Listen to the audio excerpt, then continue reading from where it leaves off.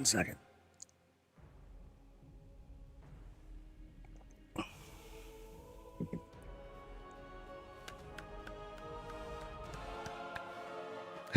I'm still wearing jammy pants. Oh no. I usually just put on like regular sweats in case I like need to run out or something like that, but well, whatever, dude. Whatever. What is up, everyone? This is Coffee with Soul. I'm your host. We're gonna chat. We're gonna talk. We're gonna farm Darnassus rep. Christ.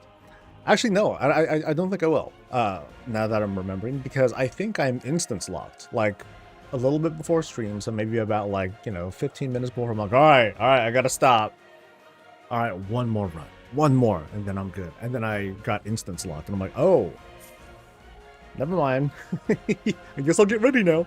I've been farming Alliance rep because I realized I never really repped up with the original factions. I mean, I'm sure I did with ancient characters that I had since deleted and can't get back anymore, because I think there was a period of time a year or so ago when Blizzard was like, hey, you better undelete your things and get about your business, because we're gonna clear out that old cache of deleted characters that we actually didn't delete, we just kind of archived them or whatever.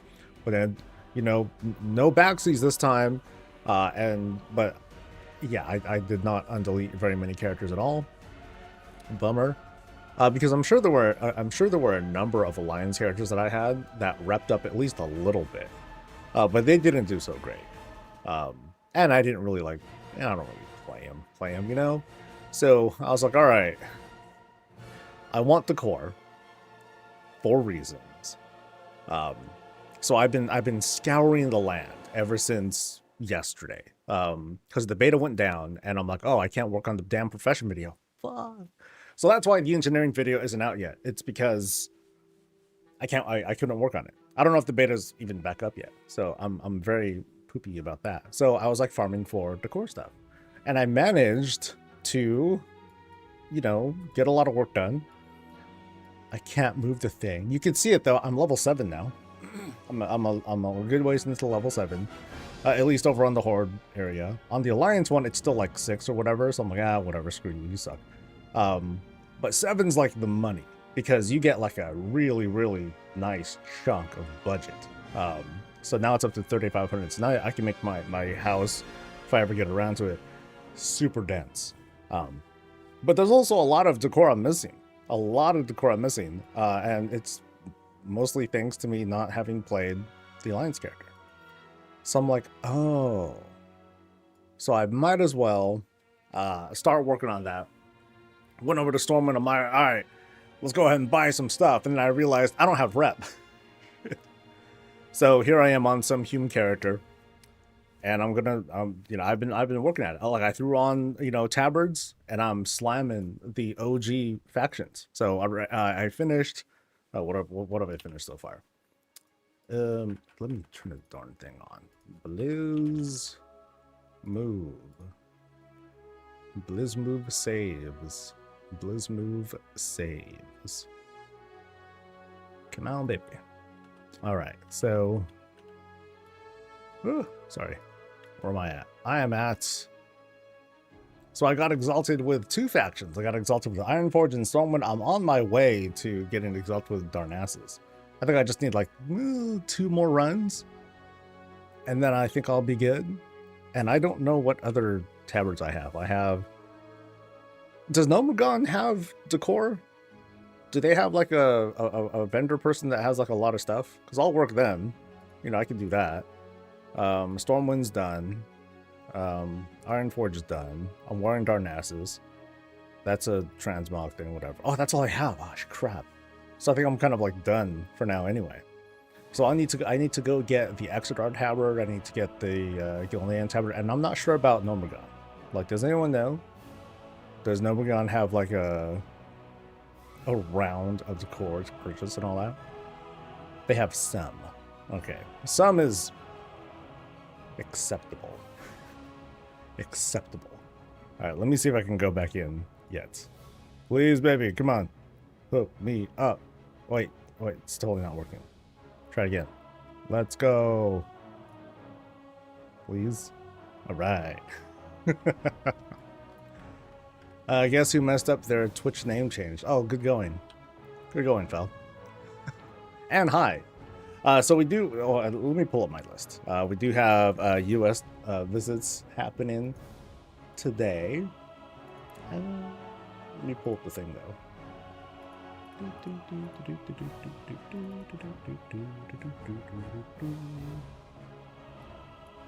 I think I did clean the lists from yesterday, so I think I should be all right. Not that one. Change to oops. Cool. Oh wait, no, I fucked it up. There we go. Yay. Okay. Yeah. So Fel, you're third in line, by the way. You're third in line. And then I'll start visits in about like 20-some minutes because I got a farm for rep. Priorities, man. Priorities. But yeah, let's say hi to people real quick. Let's go. What's up to Dorothy, the first one to say hi? What's up to Puddle Jumper, to Raven and Tane? What up to Neeb, to Exige, to Rain and Lily and Storm? What's up to Arcadius, to Slippin' Hen? What's up to Arumus and Dragon, to Redman and Panda? What's up to Zarujin? Hi to Vascarn and Zombies, Stun. Zombies, and it, you know, that's cool. That works out. What's it to Sharizona? Hi again to Fel. Hi to Swamp Beast. And to Bared Alive, as well as the Lurkers, the beautiful digital smiling face, are going to be joining us throughout the day. How do you do? Hope everyone's doing well. What's up to Sebikova? Hi. Looking forward to so excited for our visit today. Nice.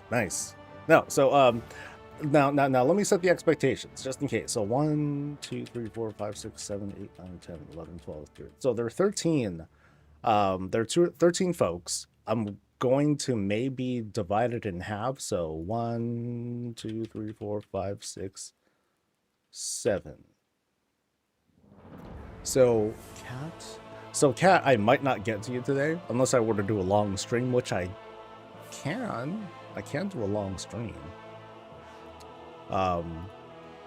Yeah. But typically, like when I have my whole list of folks, I get my 15, 20 people, and then I'll split it up across the week. And that usually takes up like the whole stream, that usually takes up my usual stream schedule because it takes a while to do all those. So if it's a problem, like if it's like, no, I really got to do this today, then I'll go ahead and like squeeze it in. I can do that. And I'll deal with it. So, but I am kind of behind now because and it's no one's fault. Okay, it's Blizzard's fault because beta servers were down. I couldn't get the footage that I needed for the engineering video, and I still need to work on cooking and whatever it is, fishing. I still got to work on that, and unfortunately, I didn't get a chance to do that yesterday, which is a real shame. It's a real shame. Hey, so I found out what the Nif and Low Marchway does when you click on it. Do you know? I don't know. What does it do? Because I've clicked on it a number of times, when we were doing that one visit yesterday, and I didn't see a darn thing. So I'm like, yours isn't too crazy big. That's the cool thing too. Like some places, like they're really dense, but it's only like, okay, this is only 2 rooms, but boy, I put a lot of love into it, and that's cool. Some folks, they will, they'll be like really eager to like share. It's like, okay, there's a lot of places that aren't done yet, but I really want you to take a look anyway. I'm like, all right, if you insist. Some people, they're not very comfortable with that though. They're like, I think I'll wait until it's like done. Like people will DM me and be like, is it okay if there's like these empty spaces? I'm like, yeah, if the audience says something, then they're going to say something, but I typically don't. I'll just kind of roll with it and be like, oh, okay, this looks like a work in progress, and then we move on. Only question, if you don't get to me today, will you upload the video to YouTube after the live? Eventually.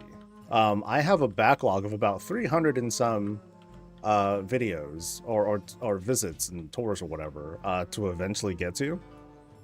So it will probably be a while until I get yours up. So like I said, if you want, you know, we can I can get you in today. You know, whatever feelings I have, gonna internalize it. I'm just messing. No, I can I can manage. It's all good.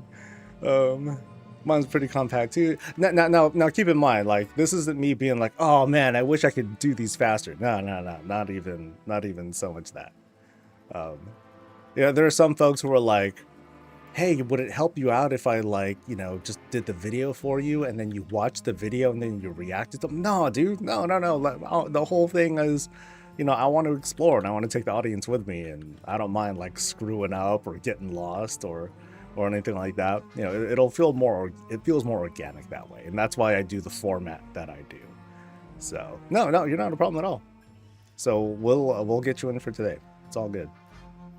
Yours is gonna be trippy. Yeah, we'll see. We'll see. I think I just need to do like one more, and then I'll be exalted with Darnassus. Just please let me in. Please let me in. It feels even better doing farms with the Paladin these days, because one of their talents turns my judgment into a little Avenger shield, because it'll hit like 3 targets. I'm like, oh, this is convenient. So it's like, oh, judgment. Yeah. So it feels nice.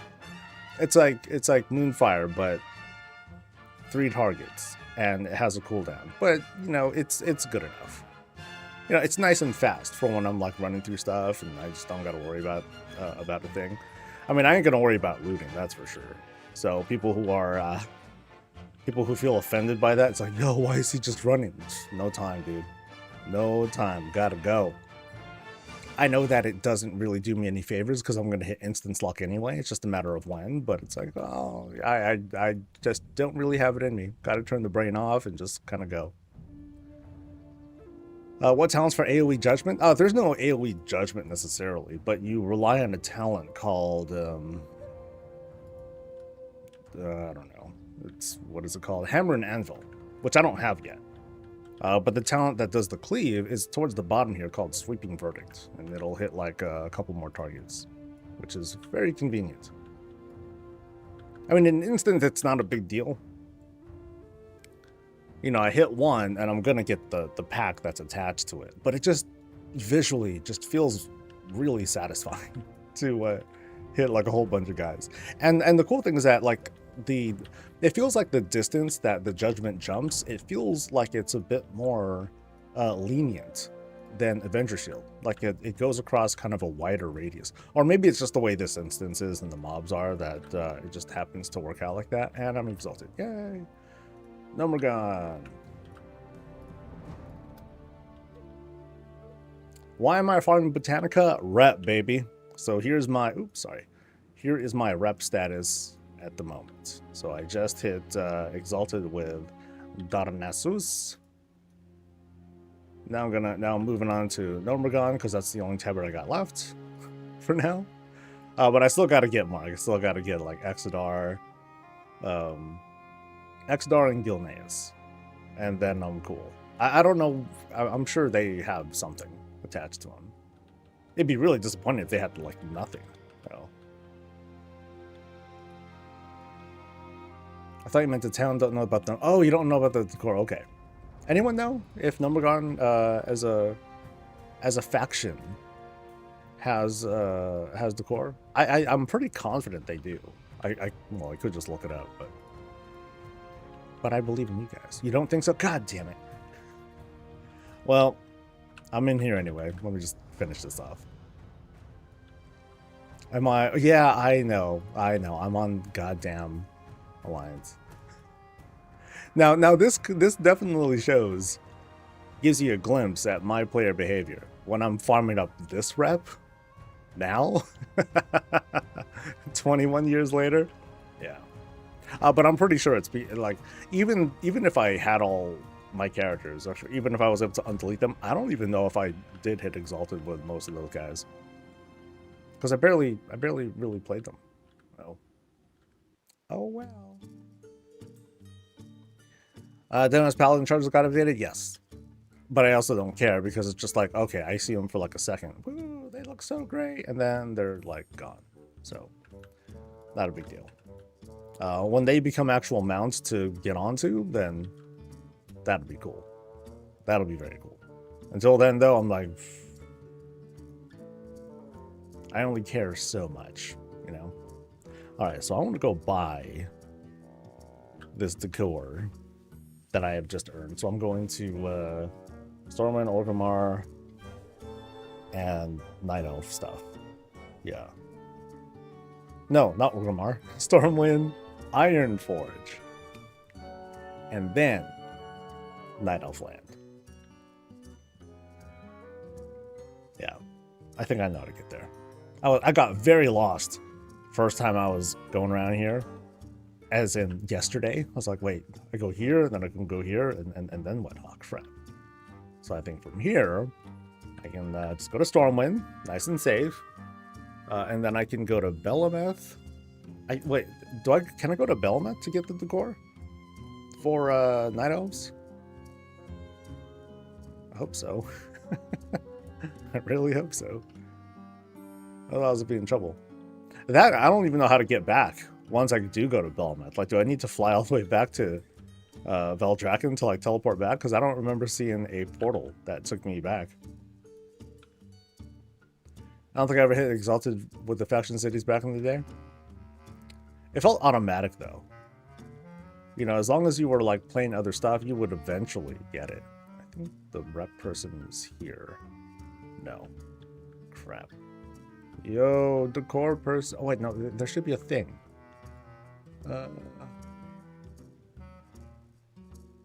No, it's not a decor person. It is the quartermaster. And the quartermaster is... Fuck. God damn it. I'm trying to remember. No, I ain't gonna remember. Why bother? Stormwind Quartermaster. I know I'm not far. She's like somewhere hella close. Yeah, she's like... La la la. There you are, lady. Excellent. All right. So, what can I buy? Oh, I'm broke. Oh, wait, it's not that expensive. Okay, so I can buy that and that and that. And you see, it's like these things that I've seen so many times in my visits, and I'm like, oh wow, a gazebo. Cool. I can get a gazebo now. Oh, and the cart to make like the funny houses. And oh, what's this? I can't get this. City Wonder, some complete the quest. Ah, screw you. Another quest. Okay, so I can't get those. Those I have. Jewel Crafter's 10. Complete the quest. Quests. That makes me sad. Oh well. I did get some stuff though. It's a pretty good haul. Yeah.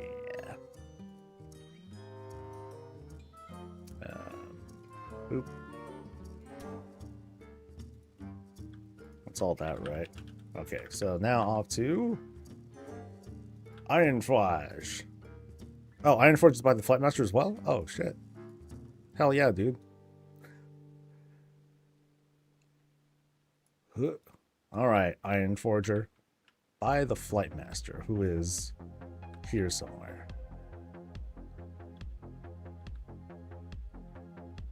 I don't see you. No, aren't they in like an old town or something like that? Yeah. Oh, in Ironforge. Oh, okay. Off to Ironforge then. Woo, let's go. Gonna have to make an alliance on Master for all the quests. Yeah, that's me too. So I'm like, oh no, I gotta get on the trash faction. I'm just kidding. They're not trash. They're just inferior. That's it.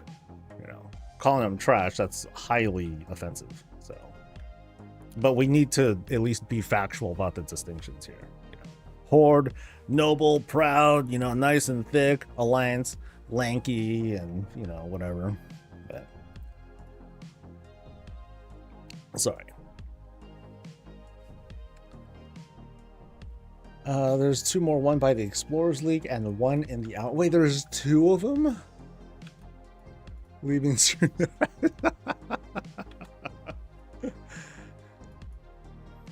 So there's 2 and oh wait, there's 3. What? Or a little more than talking animals. Hey.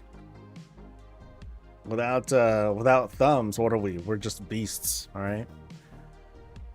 Dwarf female's got a thing to dude, dwarf females holler. I'm sorry, holla. Okay, so I need to go to what I believe is the Dwarven Flightmaster person. But then y'all said that there was another one, right? Oh, Noble Yant. See, there is one. Oh, they don't have a damn thing. Okay, never. You guys suck. Come on, gnomes, get it, get it together. Even Ironforge doesn't have a lot of stuff. But I can get a bench. Oh, it's that table that I see a lot of. Wow, people throw down for that. That's a lot of gold for that thing. Oh, and I'm broke. Damn this character. Where's give me a mailbox. I know I got a whole bunch of like garbage that I got from all those Botanica runs. Let's go. Feed me, baby. I gotta get 800 gold out of this, right? Is there a mailbox nearby? No, not really. Okay. Well, oh well. It's all good. I need an add-on. Vendor. If you have a dwarf or gnome, you can get something from the inn in Karanos just outside Ironforge. Oh, I do have a dwarf or gnome. I have a dwarf, for sure. Okay, come on, dude. You gotta get to 800. Come on, Botanica, don't let me down. Alright, I think I might make it. Because I still got more to get. Come on, baby.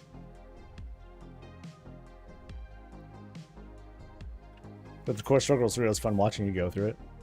I mean, I have my rainy day fun. Like, I don't circulate a lot of gold, but I do have like a couple million lying around somewhere. I spent a good chunk of it yesterday because I just bought some. I bought cheaper profession stuff. I'm like, okay, I'll spend up to like $5,000 per thing, and I just want to get like the first time collection, and then I'm cool with that. And then a couple of characters they rounded gold. I'm like, okay, I'll consider tapping into the rainy day fund if I really need it. If I really need it. Oh, come on, dude.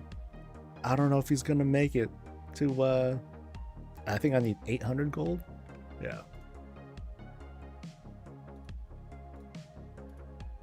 We're not done yet. Okay, we're almost through all the mail. Come on, baby. I don't think I'll get 100 gold out of this though, man. I might have to do some warbank stuff. Alright. Random goal, I did the token thing. I was not surprised or really worried. That's alright. I ain't gonna judge.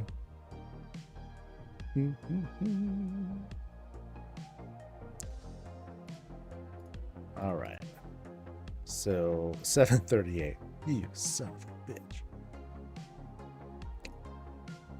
Any of this worth money? Oh, that's 14 gold. Boom. I ain't gonna sell no netherweave cloth for real money, dude. Or for like an actual value. Yeah, that ain't happening. Oh, Ace of Blessing. Ooh, easy gold. All right. Oh, I think I made it. Yeah. But I still need to go to Darnassus. So I'm kind of screwed anyway. Alright. So, shit, how do I get there from here? Darnassus. Oh, no, not Darnassus. Can I go to Belameth? Like, is Belameth good enough? That's why I keep gold in the warbank.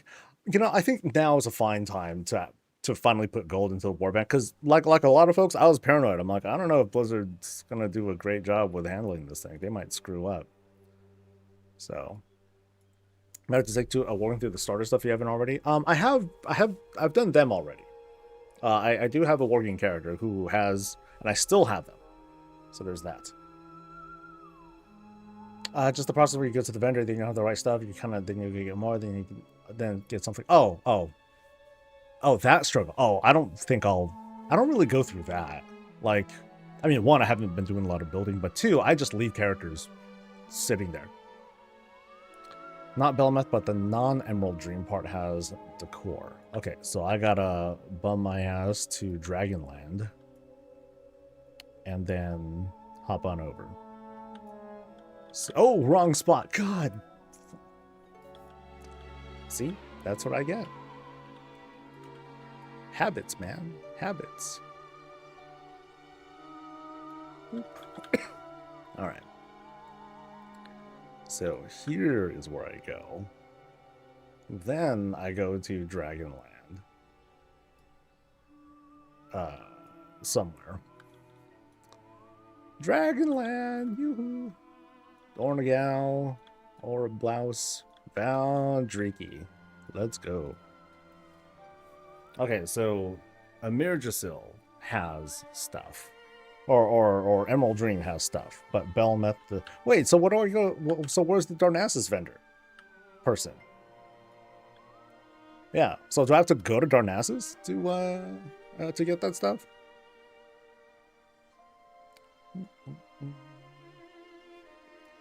There's a port to. Oh, I know it's a port to Belameth, but then someone said that I do have to go to Old Darnassus. All right, let's wait. Okay, how do I get there then? Is it just Stormwind? No, I'm focused just on the faction reps. That's all I care about. I don't need to go to Belameth for like Belameth stuff, because I think I already got that stuff.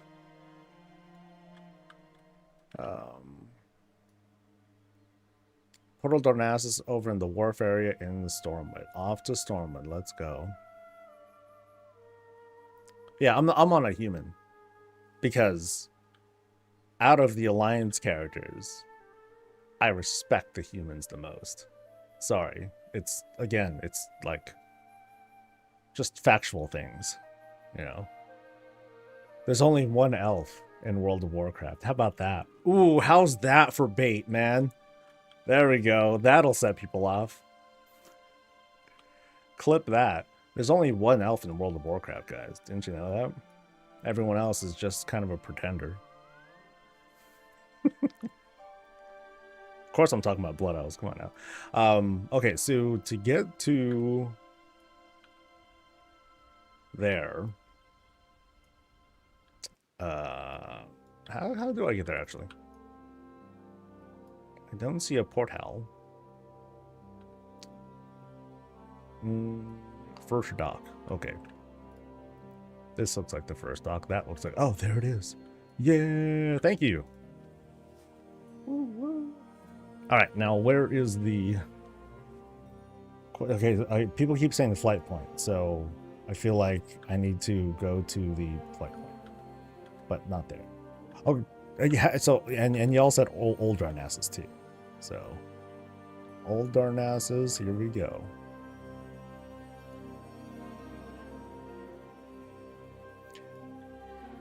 I'm not that bad. It would be quite hilarious if y'all caught me being like, yeah, let's go. And I'm like flying towards the ruins. I'm like, yeah, I'm going to get there.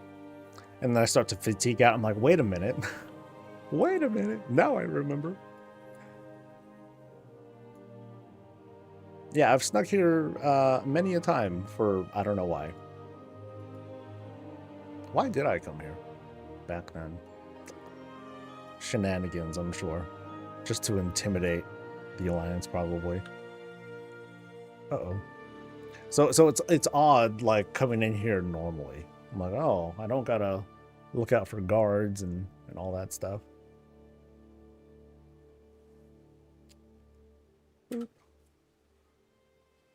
A housing WoW ad in the middle of my stream.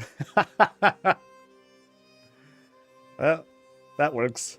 That works. Okay.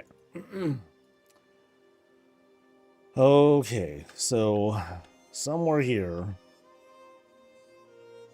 is the thing. Is it by the flight person? Oop. Oh, perhaps, yeah. Oh, they don't got a damn thing. For real?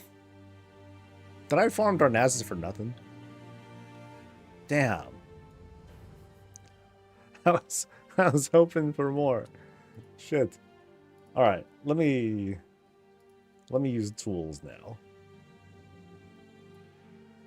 There's a trader in the corner of Gilneas with Worgen stuff. There's a Gilnean guy. Okay, but I don't have Gilnean rep yet though. So, oh, but I can. Oh, I already have those. God, shit. Gilneas Tabard. Okay, so that's my prize. So like, I didn't come here for nothing.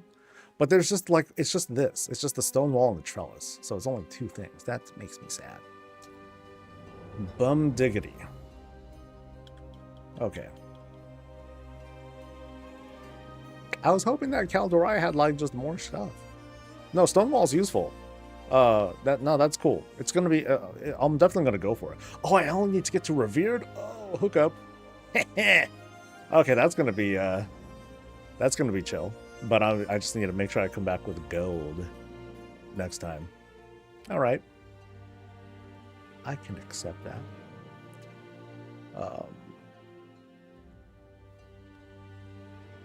Now, what else? So, I think if I do the login thing, I might be able to, like... Oh, no. I gotta do, like, the whole... I gotta do the whole tool update thing, and I don't really want to do that. So, let me just look up, like, faction stuff. So, this is gonna come from...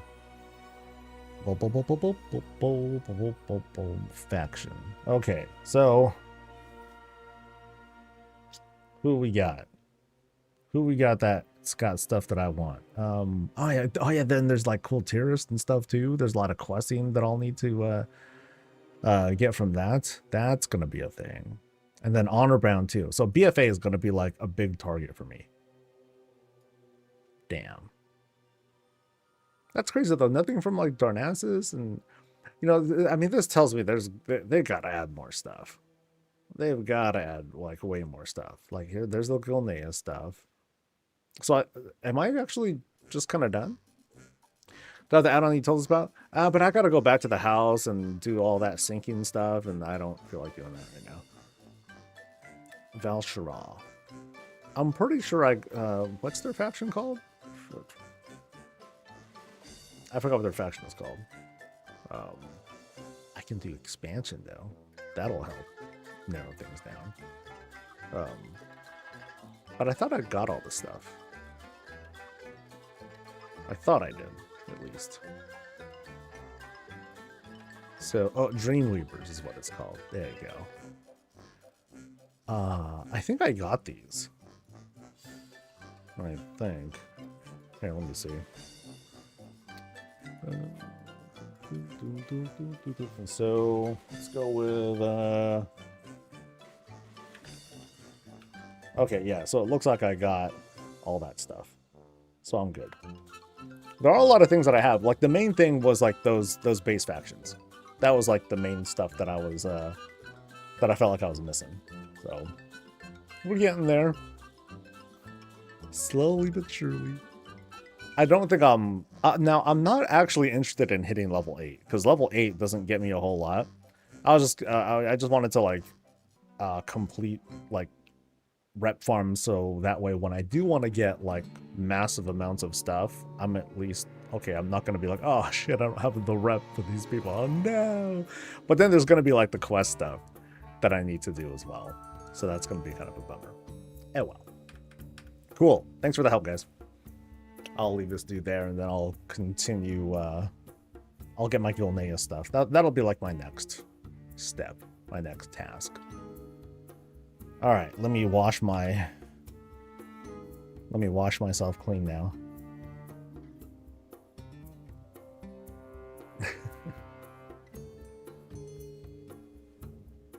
Decor vendor. Well, I wanted I use dump decor, so that that grabs like all the information, so that way I can use it on the MMO champion website instead of an in-game thing, because I'll want to have like just something on the side to look at too.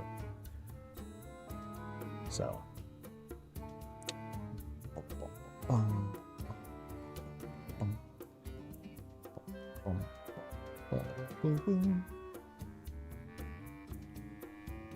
yeah, I was even like farming for some lumber here and there too.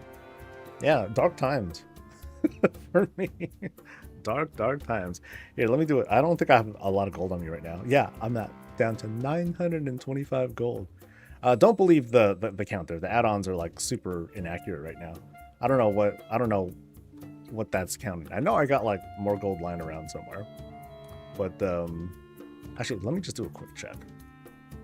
If anyone happens to be selling like cheap decor or anything like that. So housing, decor, uncollected, and nah, not interested. Nah, it's cool. It's getting kind of up there, man. So, all right. Let me get myself organized. Let's do some visits, shall we?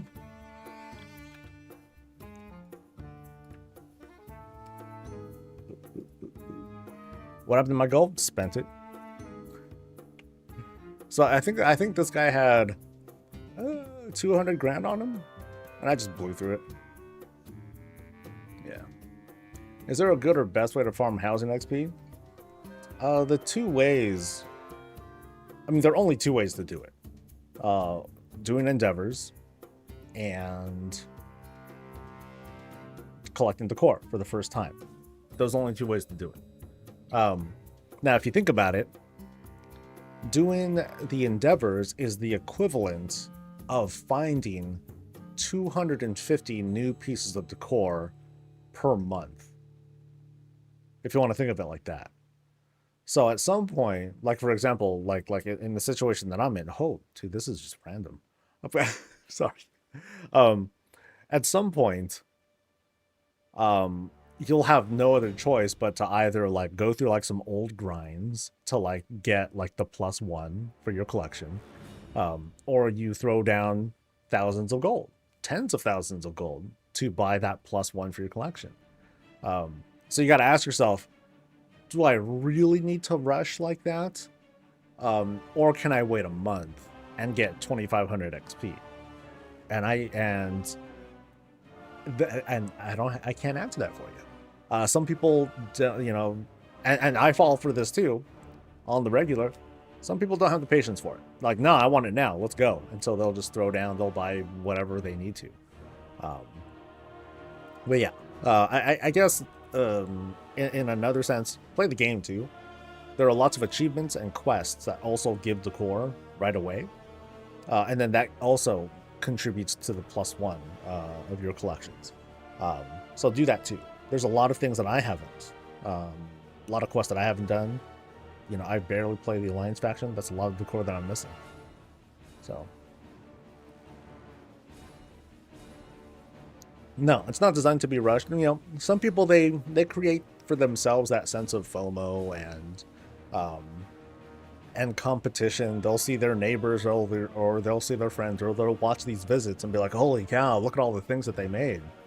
You know, some of these houses that we see that have like the full budget, 3,500, that's a lot of stuff.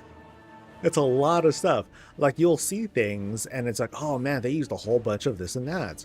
And then you look at how much it cost in the vendor and you're like, wow, they spent probably 100,000 gold or more to get a bunch of these poles or these other things together. And that's crazy. Especially if you see a lot of crafted things that are put together that way. Seeing a whole bunch of plushies, hundreds of plushies that are thrown down, that those can go for anywhere between 3 and 7 grand, depending on the server. Times a couple hundred. So it gets pretty crazy. Gets pretty crazy. Think about it, I think on an ass, it's a good way to think of it. It's a combination of things. I was saying this yesterday, and I'll kind of like try to normalize it. When midnight drops, that's when we're going to start playing through an expansion with housing as part of it. You know, so we're going to automatically get a lot of stuff. You know, the whole feeling of, oh man, I gotta go out of my way and farm these old reps for this and that. It's not going to be that big of a pivot. It's not going to take you that, it's not going to make you go that far out of your way because you're in the current expansion now and you're doing these current things and you're getting stuff for it. People that might come back to this years and years later be like, oh man, I got to go through all this Silvermoon stuff now. And then folks like us will be like, ha ha ha, I collected 11 billion of these and had to delete it because Blizzard is stingy on their budgets. You know, we'll have those kinds of conversations at some point. So it's going to be interesting seeing how not just people that we're watching, but ourselves, you know, how I'm going to react to just the day-to-day of World of Warcraft when housing is locked. Because remember, we're still on early access technically. And yeah.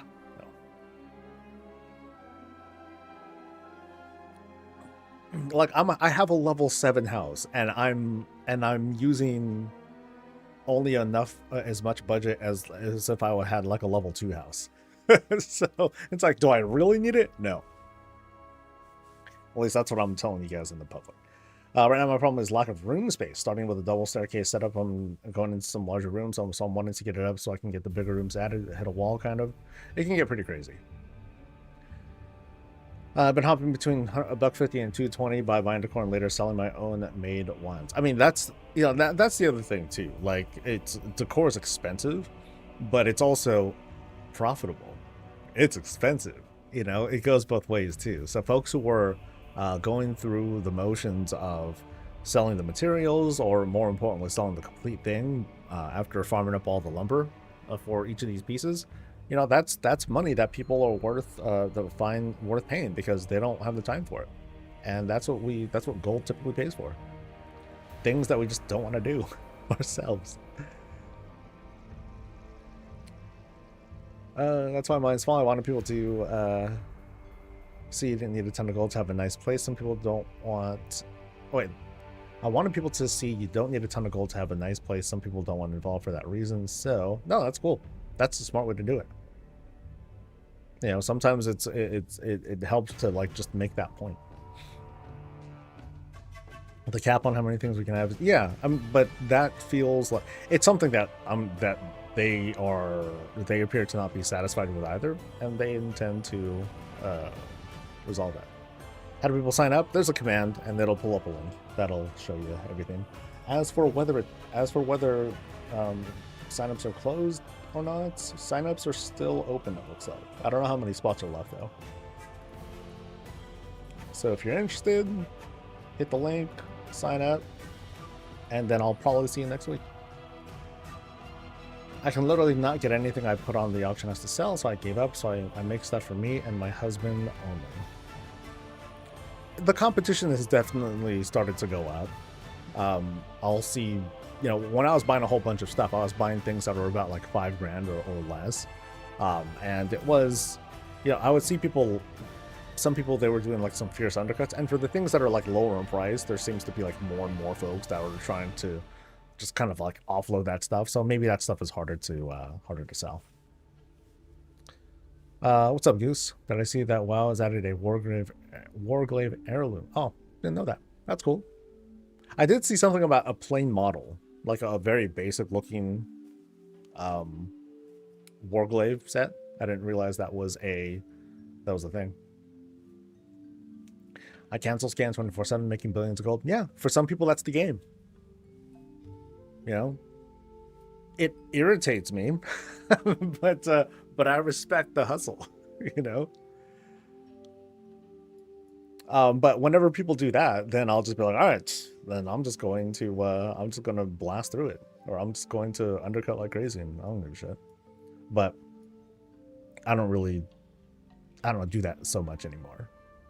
These days, I'm just going to do cooldown crafting and just throw stuff up, and if people cancel scan, then I'm gonna fierce undercut and then just leave it there. I'm not gonna care. Or oftentimes, like if you just leave it there, it'll eventually go because someone is going to do some sort of undercut war, and then someone will buy everything up. And as long as you just have it at whatever price that you felt comfortable listing it as, then you're fine.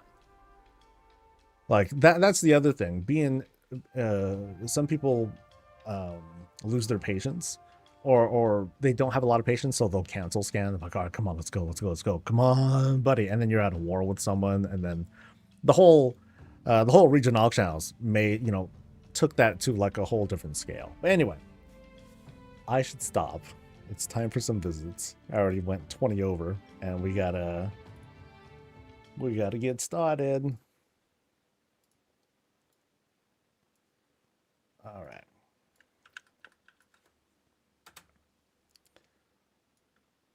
Okay. Should I like start it like this? I'll go and start like this.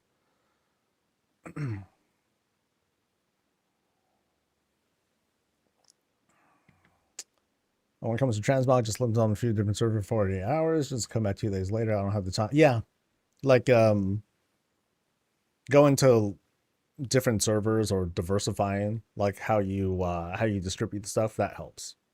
Especially if it's the core, because if you see someone that's like fiercely undercutting, it's like, okay, they're present. So just go to a different realm and try your luck there.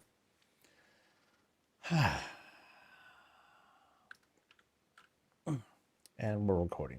Actually, let me double check space. I think I should be good on space.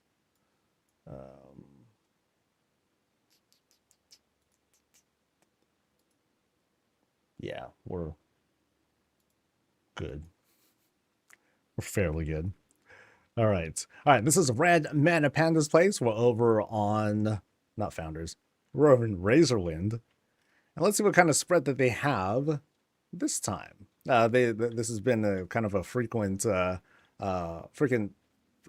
who's been inviting us over for visits. So let's see what they got. So, I kind of have memories of how they how they spread their stuff out. A lot of set pieces that they'll just have dotted around, which is cool. And the house itself. This time we're sporting big old Blood Elf Palace, and it feels like the way that they intend for us to bring us in is to go through the portal, and then boom, kind of like a vibe check, and then inside we go. And then we'll take a look at what's going on the inside in just a bit. Got to admire the Blood Elf setting though. I think they added I forgot what these are supposed to be called. I think they're called like forges or chimneys or something like that. And they dressed it up nice and tight. Cool. So let's head on in and we're good to go. Yeah, Dark Portal is just like a freebie. I'm not even sure if you need to be on like a regular character or a classic character. I think it just happens. So we come into the house and it's immediately midnight. Hey, so while things were bright and sunny outside, it almost gives the vibe of like, okay, we're gonna get into a fight. Are we really in a house or not? So we'll grab like a berserker power up and then we'll go to town. So our Malloy is right in the corner. And over here in this spot, we have a flamingo taking a bath in a well. Cute. Nice. A little bit of warrior branding on the side. This is this crystal came from the Drakthir Endeavor, if I recall. I'm waiting for, this is me almost making a request now. I'm waiting for something where I want to see like an ice dragon, and it's breathing like these ice particles or something like that. And I want to see like a whole bunch of these just kind of like shot out in like this crazy missile or something, like a whole series of things. That'd be pretty awesome looking. I don't know how that would really work. And that would take a lot of coupons too. So we go through the portal and then, boop, still spooky because the armillary works all over the house. So a little bit of a hello to the Dark Lady. It's a little sparse as we make the climb. So we'll see what other surprises might be in store. And it looks like we have like a bit more going up. Feels like I'm going through a dungeon, almost. So right through here, kind of a, oh, it's Miss Murgle's room. I mean, it feels like she definitely owns the spot here. The roses, they're positioned to almost look like wards, like defenses. Like this is the only safe place in the house. Everywhere else is just like super dangerous. But she is guarding treasure too. Guarding from what though? Me? Looters like me. So go through, and I like the contrast vibe that's being set up here because it's like, oh, I think the lighting changed a little bit. It's not. Oh no, I don't think it has. I think my mind's just playing tricks on me.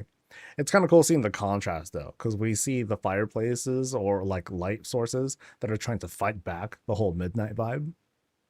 Ooh, huge shots. Hell yeah, dude. They know me. They know me quite well. But yeah, little cozy spots to eat a giant goulash with some snacks. Nice. And then we'll cut through the mid. Past this little closet sort of dealy. And then things kind of sort of open up.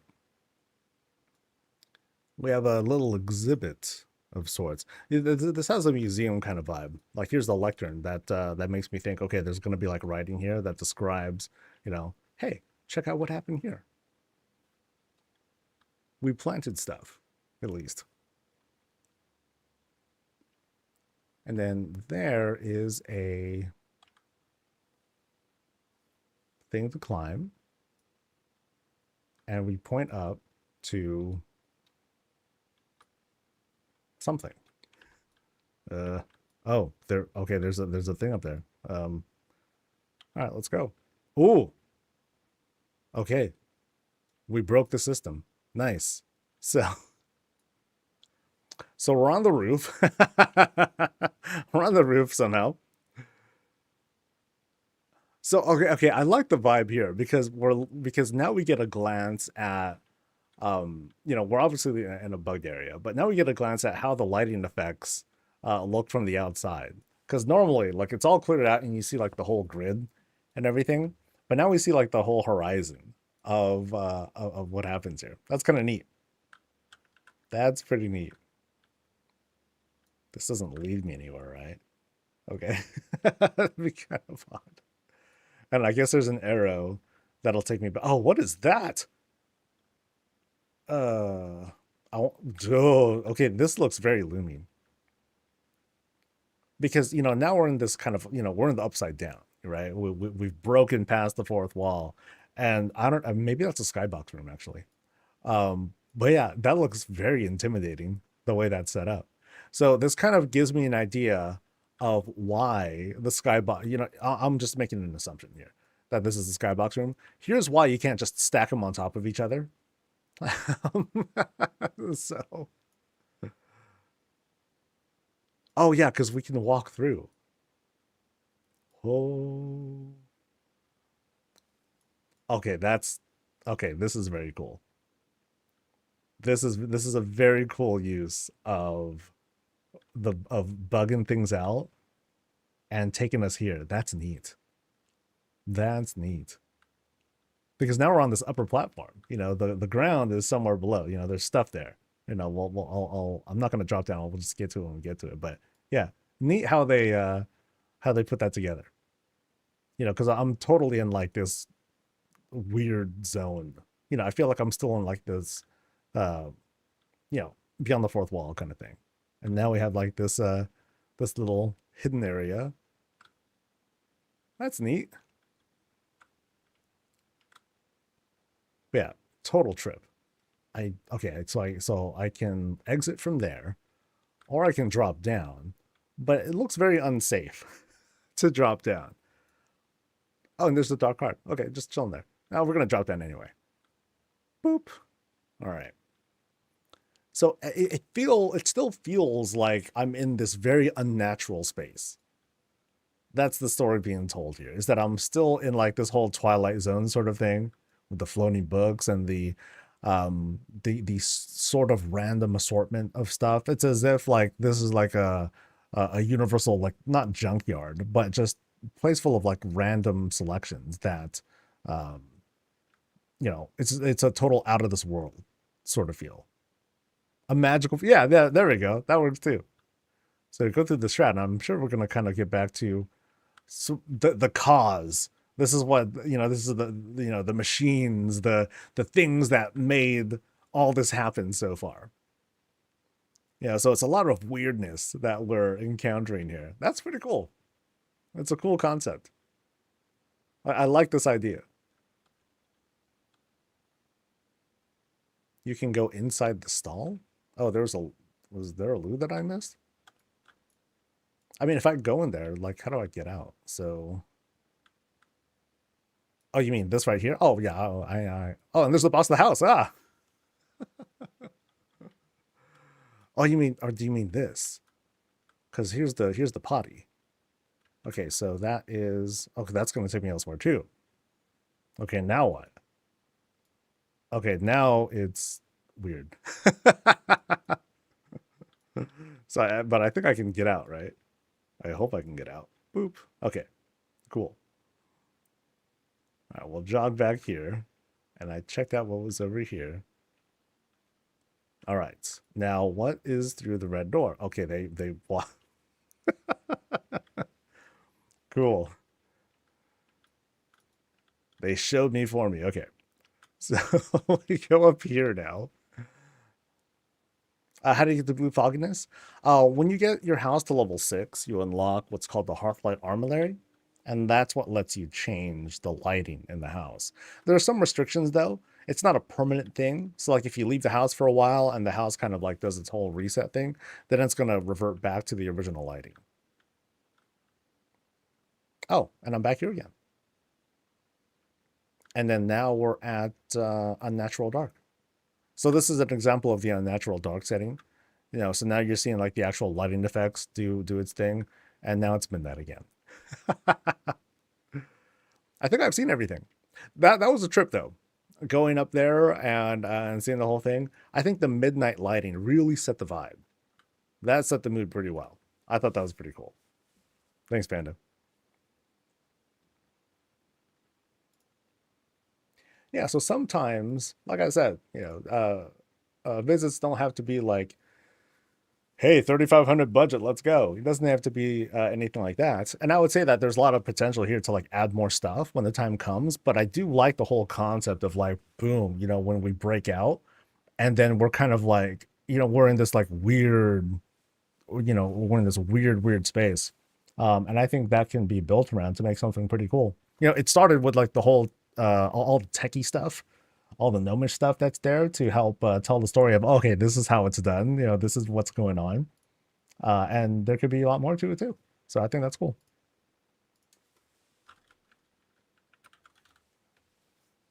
All right. So we're going to Geofistas' place. Geofistas. Okay, it's Geofist, but possessive Geofistas place. Yeah, it's all good. It was very sci-fi. Yeah, it was kind of a mind trip. Yeah, and we've seen other variations of it where folks will make good use of the decor. Like, for those who remember, like there was a whole thing with like the bookcases, and they had that whole spiral thing. That was a trip. There was one where we are going to this kind of fun house, and there was just like beams. The Belameth and the Stormwind beams did a whole spiral thing. That was kind of a visual trip too. So it's very cool. Highly creative. All right. Still recording. We're good. All right, this is Geofistas' place, and the notes that they left said the outside is a pagoda. Yeah, Dude, like check out the color and how it pops here, man. That's hella cool. There's a lot going on. So this is a blood elf house. And they did a lot to this thing, man. Holy cow. That's cool. That's really cool. So let's try to let's try to break down what's going on. So you see lots of uses of the Pandoran grill table thing, the rounded table. There, and like even here in like this shape. And to help obscure the shape a little bit more, we have like this elven table to round it out. Here are some wagons on the side. You can see the wheels like down there a little bit. Some wagons there to add some dressing around the side, and then you have to climb up into the house. But hella cool, dude. The Pandoran walls are just going around there to let them make like a super tiny like yard slash garden of sorts. And then each of the windows that are here, here's wagons again.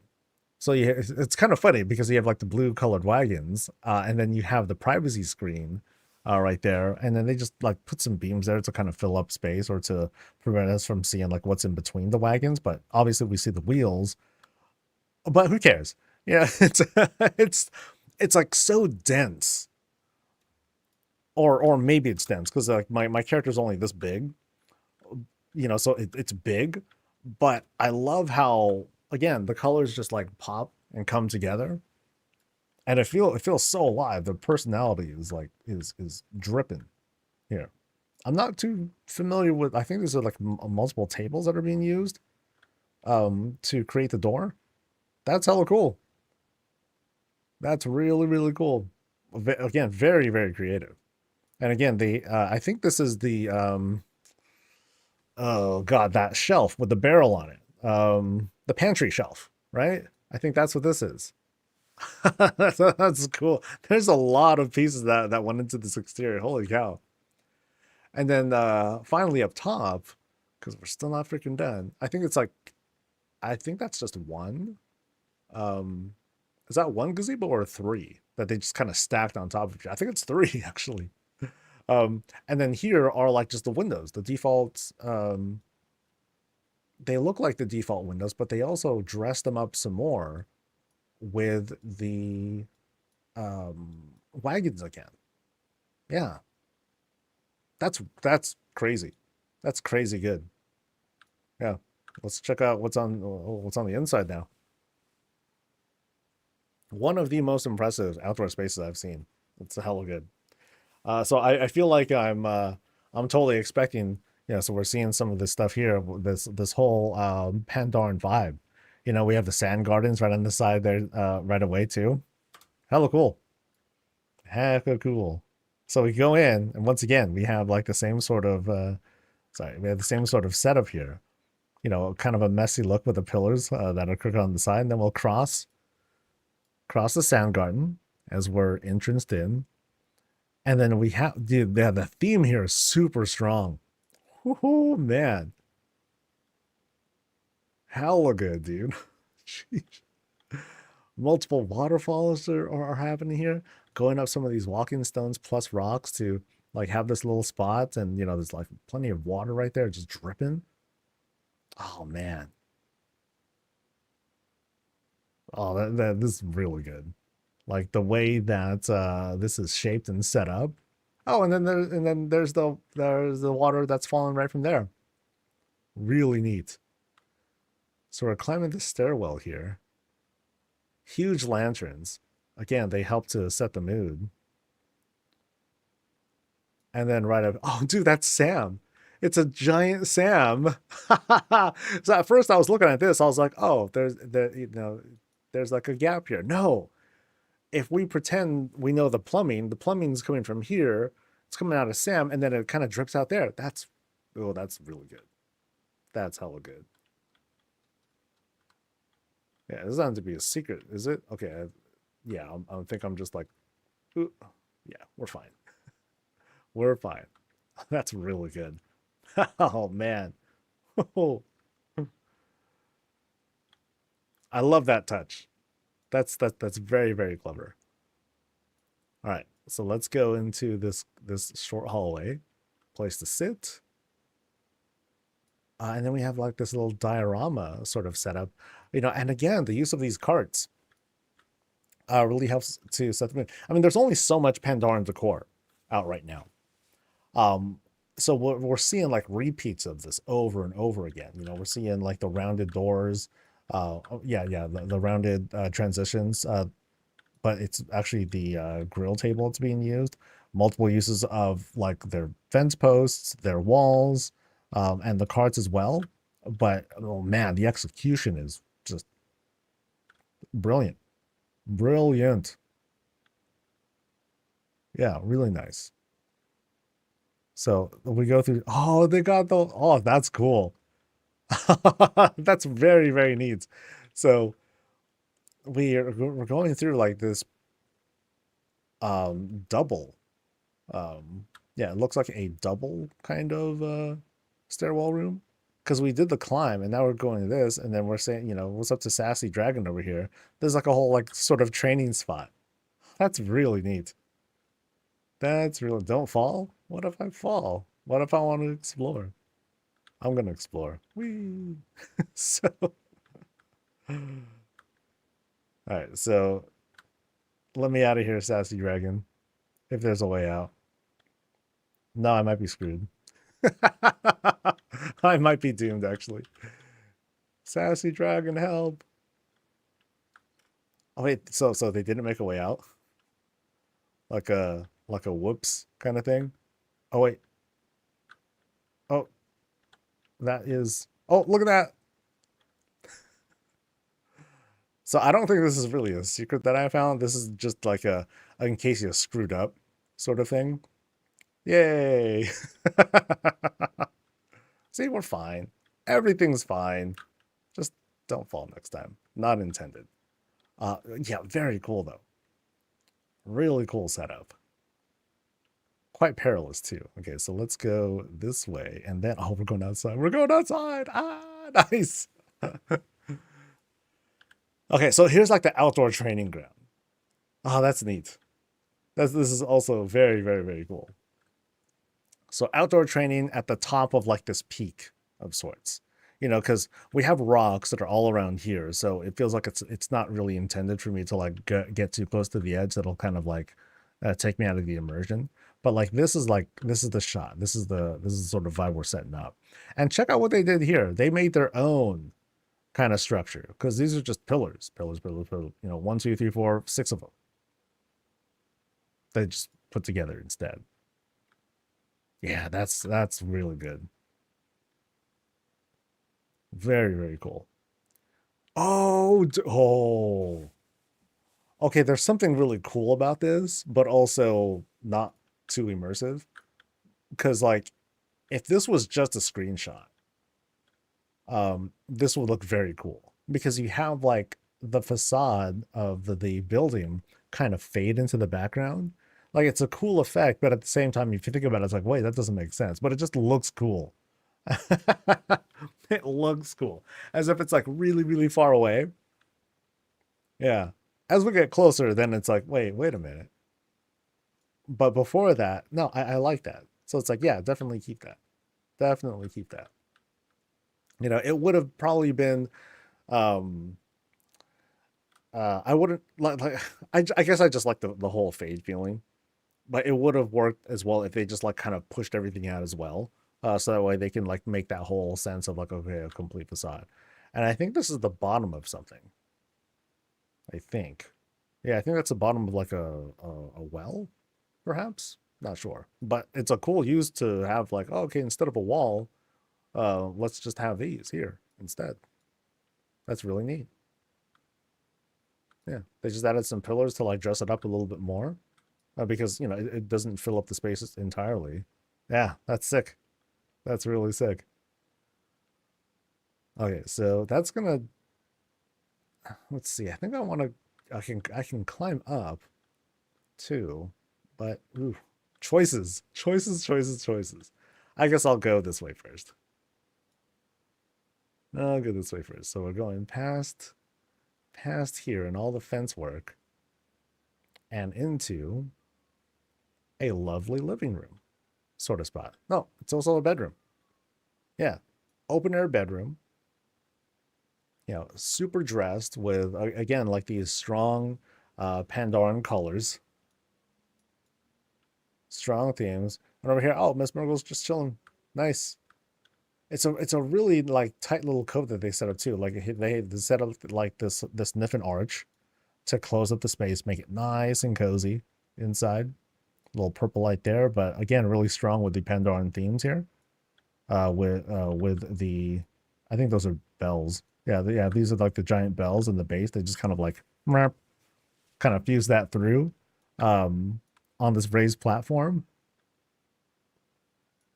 The forge right there on the side, pantry and bell. I like it. I like the simplicity of it too. It's not simple, but it just looks really clean. You know, there's very minimal clutter. It has the lived-in kind of feel, but it's also very tidy. You know, they don't want to just like leave stuff lying around. They definitely want to. They definitely want you taking screenshots and stuff. So we're gonna backtrack a little bit. Oh, what was that up top? That is a. It's a Sam. No, it's a Sam plus a lantern. that's cute. That's cute. Using that as like a chandelier or a ceiling light. That's neat. Okay, so I guess we'll do the climb last. Because now we're going through this hallway, kind of a tall hallway. And over here we have, oh, just a quick little like one person kitchen. You know, full pantry and everything. They have got plenty of stuff to prepare with. So here is again the pantry, but just the actual pantry. You know, and we've seen use of this multiple times from like entrances and stuff. They just obscure the barrel and do other things with it, which is really cool. Oh, here they happen to use the grill, but they only used that they fused some of it into the wall. You know, so it's only like a half thing. So kind of cool that they didn't use the entire piece. Special machine up top. I guess that's where they put it when it's not in use, right? And otherwise, you sit and eat. Enough space for some guests too, which is cool. And then over here, sauna. Nice, nice, nice, nice. So we got the lighting on the side there. It really helps to set up that whole mood of like, okay, it's getting hot in here. Smoke coming out from the bottom. Temperature gauges and little doohickeys and stuff, piping to take us outside. I don't know where we splashed the water. Maybe it's just like the whole stone that we put that on, and that'll work out. That's cool. Yeah, really neat. Now in this case, it you know it does make. I guess in this case, like I would prefer it to not have a high ceiling because then you know having a high ceiling means it takes that much longer for the sauna to heat up. But that's me being like a sauna designer. That it's that kind of nitpick, but it's otherwise just a great room. Now over here we have a shower. Cool. You're done. You rinse off. You're good to go. You know, very simple stuff. Very, very simple. So overall, a very loungy place that we happen to be in here. Really great design. Like these set pieces are highly detailed. So much went into this. But now we're doing this climb towards the top of the second stairwell. I'm a little curious here. There happens to be, oh, I could have climbed Sassy Dragon too. Oh, okay. So, uh-oh. I think I messed up. Yeah, I think I sort of messed up. Oh, okay. Let's get this right. I want to climb Sassy Dragon. I want to make sure like that happens to work. So, oh, okay. Okay. Maybe it's a little bit hard for me. Maybe I'm struggling a little bit. But I'm determined. Dang it. We will climb Sassy Dragon. Whoop. Oh, yeah. See? Intended. Clever. All right. Nailed it. First try, too. So we go in to a library. Nice, pleasant library. Not really for public use. You know, it's got the one chair. Checking over plans for the Broken Isles. It's otherwise well lit. Has this nice ambient sound with a fountain in the middle. And like these huge books and everything. Look at the size of this thing. And of course, big treasure. Yes. Nice. And I don't think there are any secrets that I could tell. Closest thing was me falling down.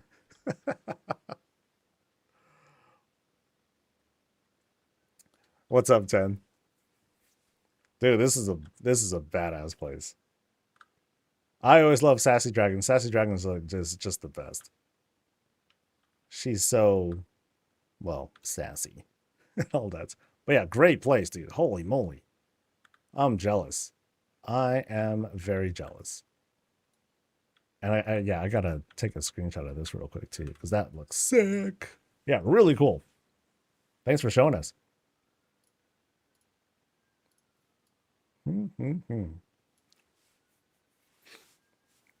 No, dude, there are some super creative places. Like when the time comes and I want to finish up my place, it's gonna suck.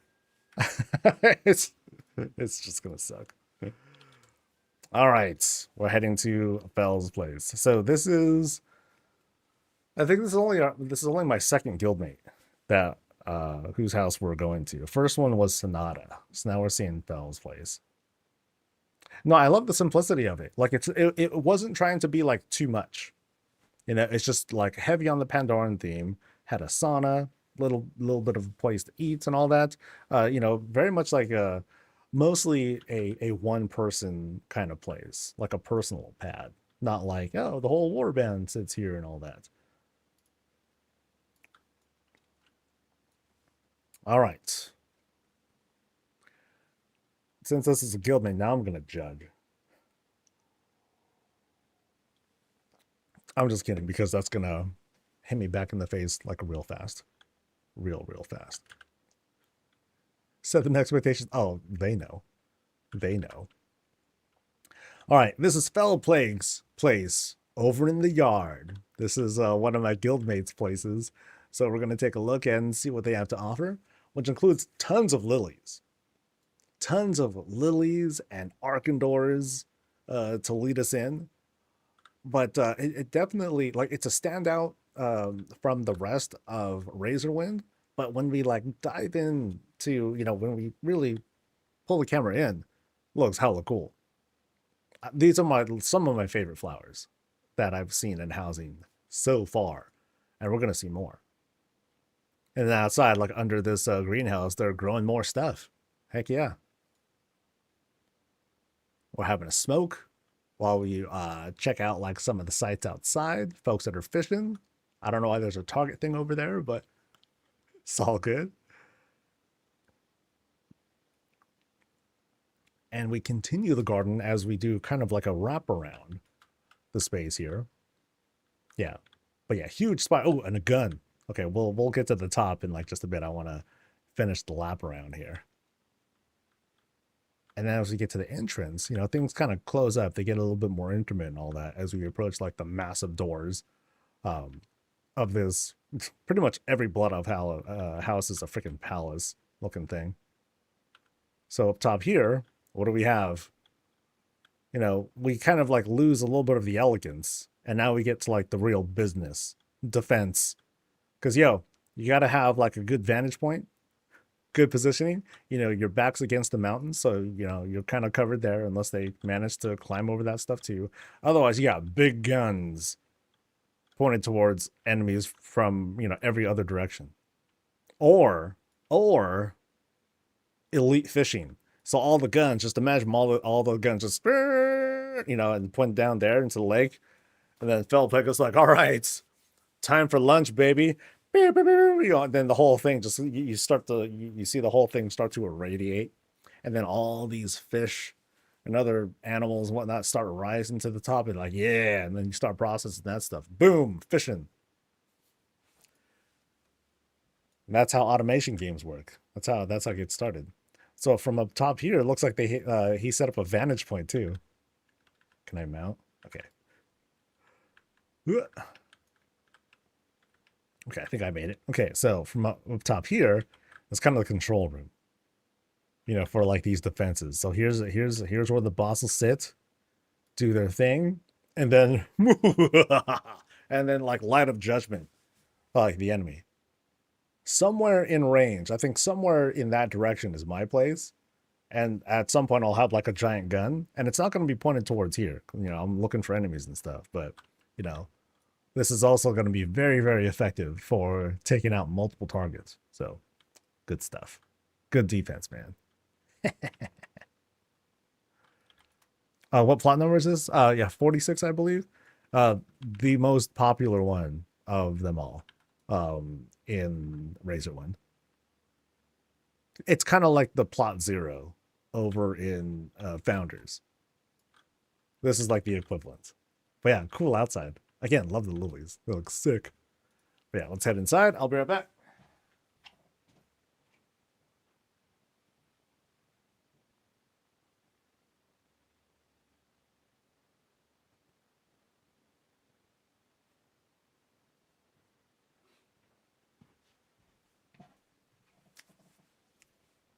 Oh, and there's the boss of the house contemplating. He's thinking to himself, what's Hero going to make me do next? A little bit of trivia. Fel Plague over there is, I believe his official title is executive assistant to Hiruma Red X, who still does a lot of WoW videos. Work it, slave. Work it. All right. So anyway, so we head inside, and you know, while this is an explorative tour, I do know that somewhere around here is he's working. Even now he's working. Jesus. Somewhere around here is the guild hall. You know, they set up like this cool space for the guild, which is very awesome. But let's do the tour, usual style. We start left, and I want to go through like this kind of like this closed off area. I mean, even before coming in here, you have like this very heavy like elven theme, but also you have like this huge growth. You know, we're in a stairwell room. We climb up and we see like all these not greens but purples. I can't even call them. I usually call them greens, but it's not. Greens down at the bottom, lilies and all that, but purples bring us all the way to the top. Strong themes here with Kirin Tor stuff and Elven stuff too. So we go through this side, and what do we got? We got a closet. So here is where, you know, we're quite organized with our loots and all. We throw down our stuff here. We change our transmog to the right situation. Heyo, what am I wearing right now? Same stuff that I always wear. Okay, so that should not be a thing. My situation bugged out. That's kind of a bummer, but oh well. More stuff that's being laid down, and then we're seeing some piping here. You know, and they were very intentional here. They want this piping to like feel connected. You know, so they have it going up, and then it's going to keep going around, not even like through stuff. They set up space here, and even like created lining for each of the floors here. So, yeah, we'll see what's going on there in a bit. Fireplace, cool stuff. Yeah, very filled out in the center here. Place to rest and otherwise hide. Oh, look at that. Oh, Miss Merkel and Reptar, they have their own little spot. This is like their little play place. Yeah, so they all hang out here. No sign of Mr. Snuffles, though. Because according to WoW, Mr. Snuffles is kind of being a cat, but oh well. So we do the climb here. And it's a tight climb, too. You know, and we're seeing like this kind of fusion of elven stuff and also like this you know, this technology vibe, the strong Koresh vibes, which I think is really cool. It all comes together. Giant smokes, heck yeah. And we're all just chilling, dude. You're like, yo, you want some? And then someone's walking by like, no, no, I'm cool, man. And everyone's like, all right, more for us. Woo. Yeah, and then, oh, and here's where the piping led. Piping led here, and then now it shoves into the wall. And then more piping here and up and above. Yeah, very cool. So, it's kind of what's powering all the guns on the outside, which is pretty sick. There's kind of a place to rest. And then back here, so here's like, all right, guys, it's time to go. We're going to such and such place. And then we just jump through the portal into a normal house. Just kidding. Whee! Wait, what? or why? Or no, oh, that's a P. My bad. I only saw like this. I only saw like this part here, so I just saw a we. You know what? No, that's what it is. Sorry, Fel. It's a P. It's we. All right. So to be continued over on that spot. But I like what I like what he did here, because like strong with the light, you can see how it contrasts with like the lack of light here. Really brightens it up, makes the whole thing look very, very imposing. But yeah, this feels like kind of like the flight deck. It's like, all right, guys, like here's like, yeah, 10, 20 dudes that are like here, ready to jump through the portal into the unknown. And Fel's like, dude, trust me, guys. It's cool. It's cool. This will be great. Way better than Summon Stones. And we're like, all right, sure. So that's gonna be cool once they get even higher levels, and they'll be able to get even more budget. So that'll be sick. All right, so we'll make our way down, and I don't think there was anything else on like this side, right? Went through, yeah, nothing on that side. So now, so here it is. Here's kind of like, so here's Fel's version of the guild hall. Ooh, this is rich. This is quite the spread. We're feasting hard. And Fel's, I think he's still doing edits right now. That's what's here. His personal Fel guard. Oh, that's adorable. That's adorable.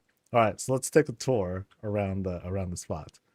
Something behind the curtains in, oh, there was something behind the curtains in the main room. Okay, hold on. So there was this curtain, right? And then this is it. Was there like another room? Yeah, because you can't walk through those. And I saw like Miss Murgle and Reptar. Oh, was there something through? Oh, hello, doofus. Maybe like the giant curtain right there. Huh. Oh, okay. I kind of remember this one because I remember when I remember seeing this room, like months ago, when you showed me like this workshop. It's like, okay, we're working on more guns. Heck yeah. So like a hell of a workshop though. Now that we have like more of these parts, because they got like some Koresh stuff and Mechagon stuff, and more of this piping. That looks sick. That looks sick. It's cool because it's a very enclosed and cozy lab. Like it must be like 105 degrees in here. It must be insane navigating through all this. It's like, all right, finish the gun, dude. I'm working on it, dude. I'm working on it. I need an outdoor lab. No, shut up. Get back to work. All right. Now we're going back. Guild Hall. Boom. We'll start the tour, go through the spread. I remember Fel was saying at one point he wanted to have like a seat for certain people, like he wanted to have reserved seats. And I'm like, oh, I don't know if you want to do something like that. And he's like, well, what about for you? I'm like, dude, I don't care if you, I said something along the lines of, I don't care where I sit, just have my chair by the coffee machine or something like that. And I'm cool with it. All right. But really, really awesome though. I'm grinning from ear to ear because I'm just imagining like the whole guild, whether it is like the current raid team or like folks that have come from the PAL's old.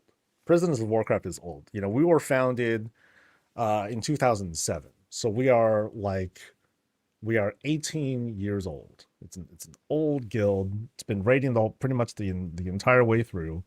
Um, like hardly any of the same members are like still here. But it's just kept going. So it would be such a vibe to have like folks over the past like 18 years just come by and hang out. Oh, that brings back that brings emotions. All right. So spread of foods, things to read, but we raid, we don't read in this guild. Sorry, man. Sorry, team. Just just spouting facts over here. But yeah, we got the spread of all the foods, books for some reason. What are they reading? Adult material. Anything but stuff that's relevant. Well, now is this Fel seat? He has his own seat. Oh, and he has his own. He has his own hookah and everything. No one else has a hookah except him. He's like, yo, I gotta deal with you guys, or I gotta deal with running you through keys and all that. Books or boss mechanics? Yeah, that's why they're all closed. So, hell of a spread. Oh, and it looks like yeah. So you did like just a pattern. So same things on each side. Everyone's got a copy because we raid late. One person's got like super cheese, and I think this is my seat with lobster and coffee. Heck yeah, dude. No creamer needed, by the way. No sweeteners needed. No creamer. I have my stuff black like the night. Mm-mm-mm.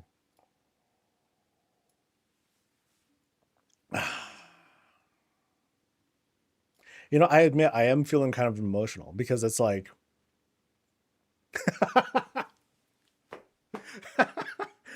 I feel kind of emotional because dude, yeah, like this is like a vision of the guild hall. Like I had no input except for give me the coffee machine. So at first I thought, oh, my chair's just gonna be out there by the coffee machine. No, they just gave me the coffee machine, so I appreciate that. Um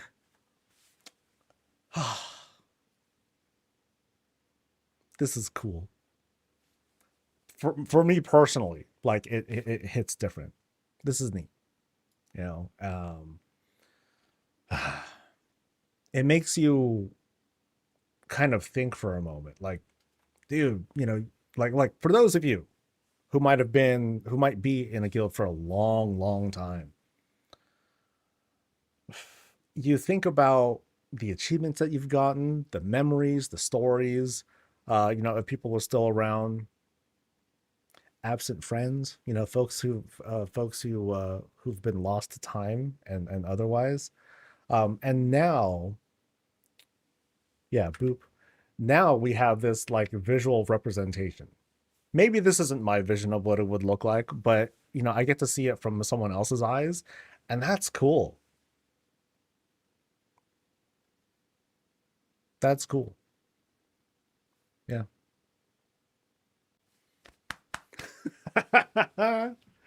Video games, man. Video games. Oh boy. Oh boy. This was cool, Val. No, yeah, I can, and now we got to check out the game table too. So we have plans here. It has a whole HOTS vibe too.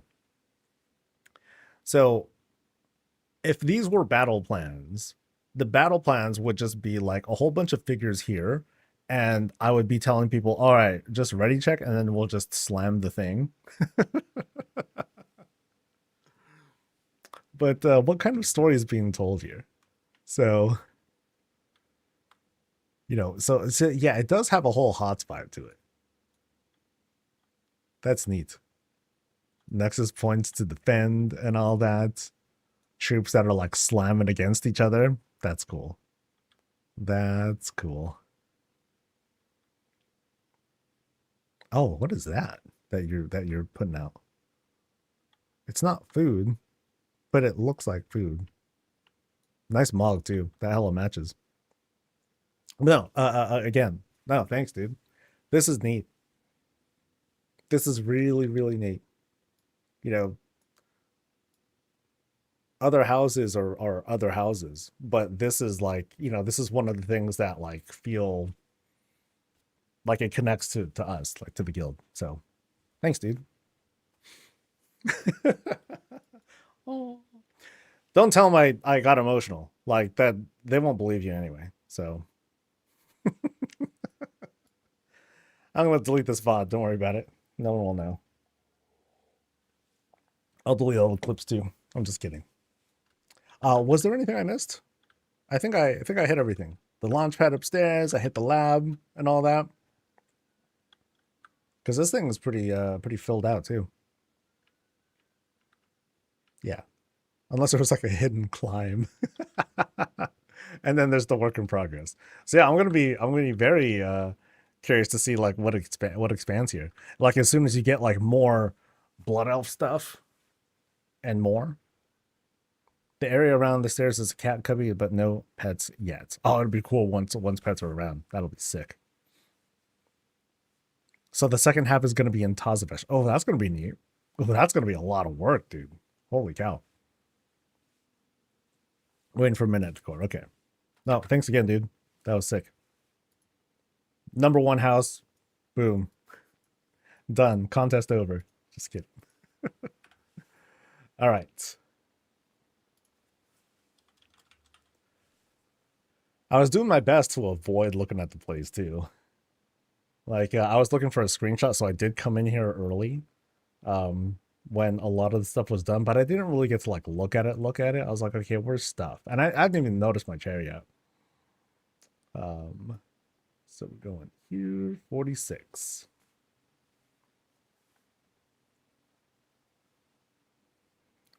Web working projects. Oh yeah. It's all good. Human beings connecting worlds my cold dead heart.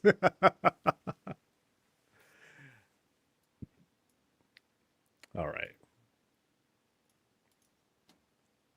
Let me check for some other stuff real quick. Good. And good. Recognize how tiny the guild is. I don't want it to solve. No, I appreciate that, dude. It is really cool. Trust.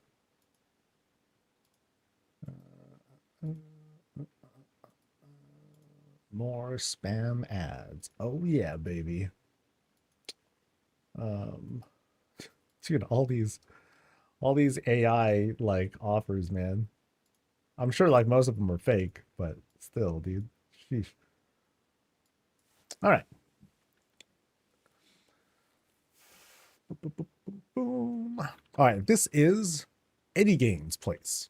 We're over in Razorwind, and yo, this thing is like haunted or something like that. Just spider webs everywhere.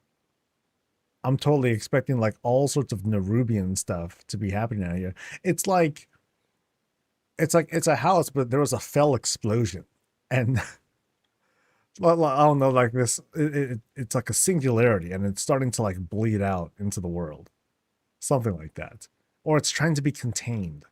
Yeah. I'll go with that. Like it's a fell singularity, and we're trying our best to contain the thing. Like we got fell chains all over the place, and like yeah, the spider webs they increase the creepiness of it. Too bad it's bright and sunny out. If it was like gloomy and like ugh, then the vibe of this would come out like a little bit better. But it's still like it's no less imposing for it. Yeah, so I'm very curious to see what's inside. Oh, what's under here though? This is a little troll looking guy. Oh, okay, it's just the just the cornerstone. All right. Oh, and there's a chair. Boop. With which to enjoy the view. Ah. It's crazy because it like pops with color. So again, like if the lighting was very different. Actually, I'm on my main. What am I talking about? Hold on. Let me humor myself. Weather stuff. This one. I can't use it. Yo, No, why not? Oh, that's a crime. That's that's mean, Blizzard. Come on, dude. Come on. Can't even change the vibe there. I feel robbed. I want a partial refund on. Oh God, I want a partial refund on my toy because I don't get to use it wherever I want. It said I can use it outdoors. Shucks. Okay, so we come in, and it feels like we're the first person to have come in here in a long, long time. We got this overgrowth. We've got, oh, gross, dude. Spiderwebs are one of those things that are like, ah, they gross me out, dude. I don't want to walk through that stuff. It's just like, ah, oh. It's it's not even spooky. Isn't even the word. It's just a thing to go through, man. It's a gauntlet. But ooh, okay, wow.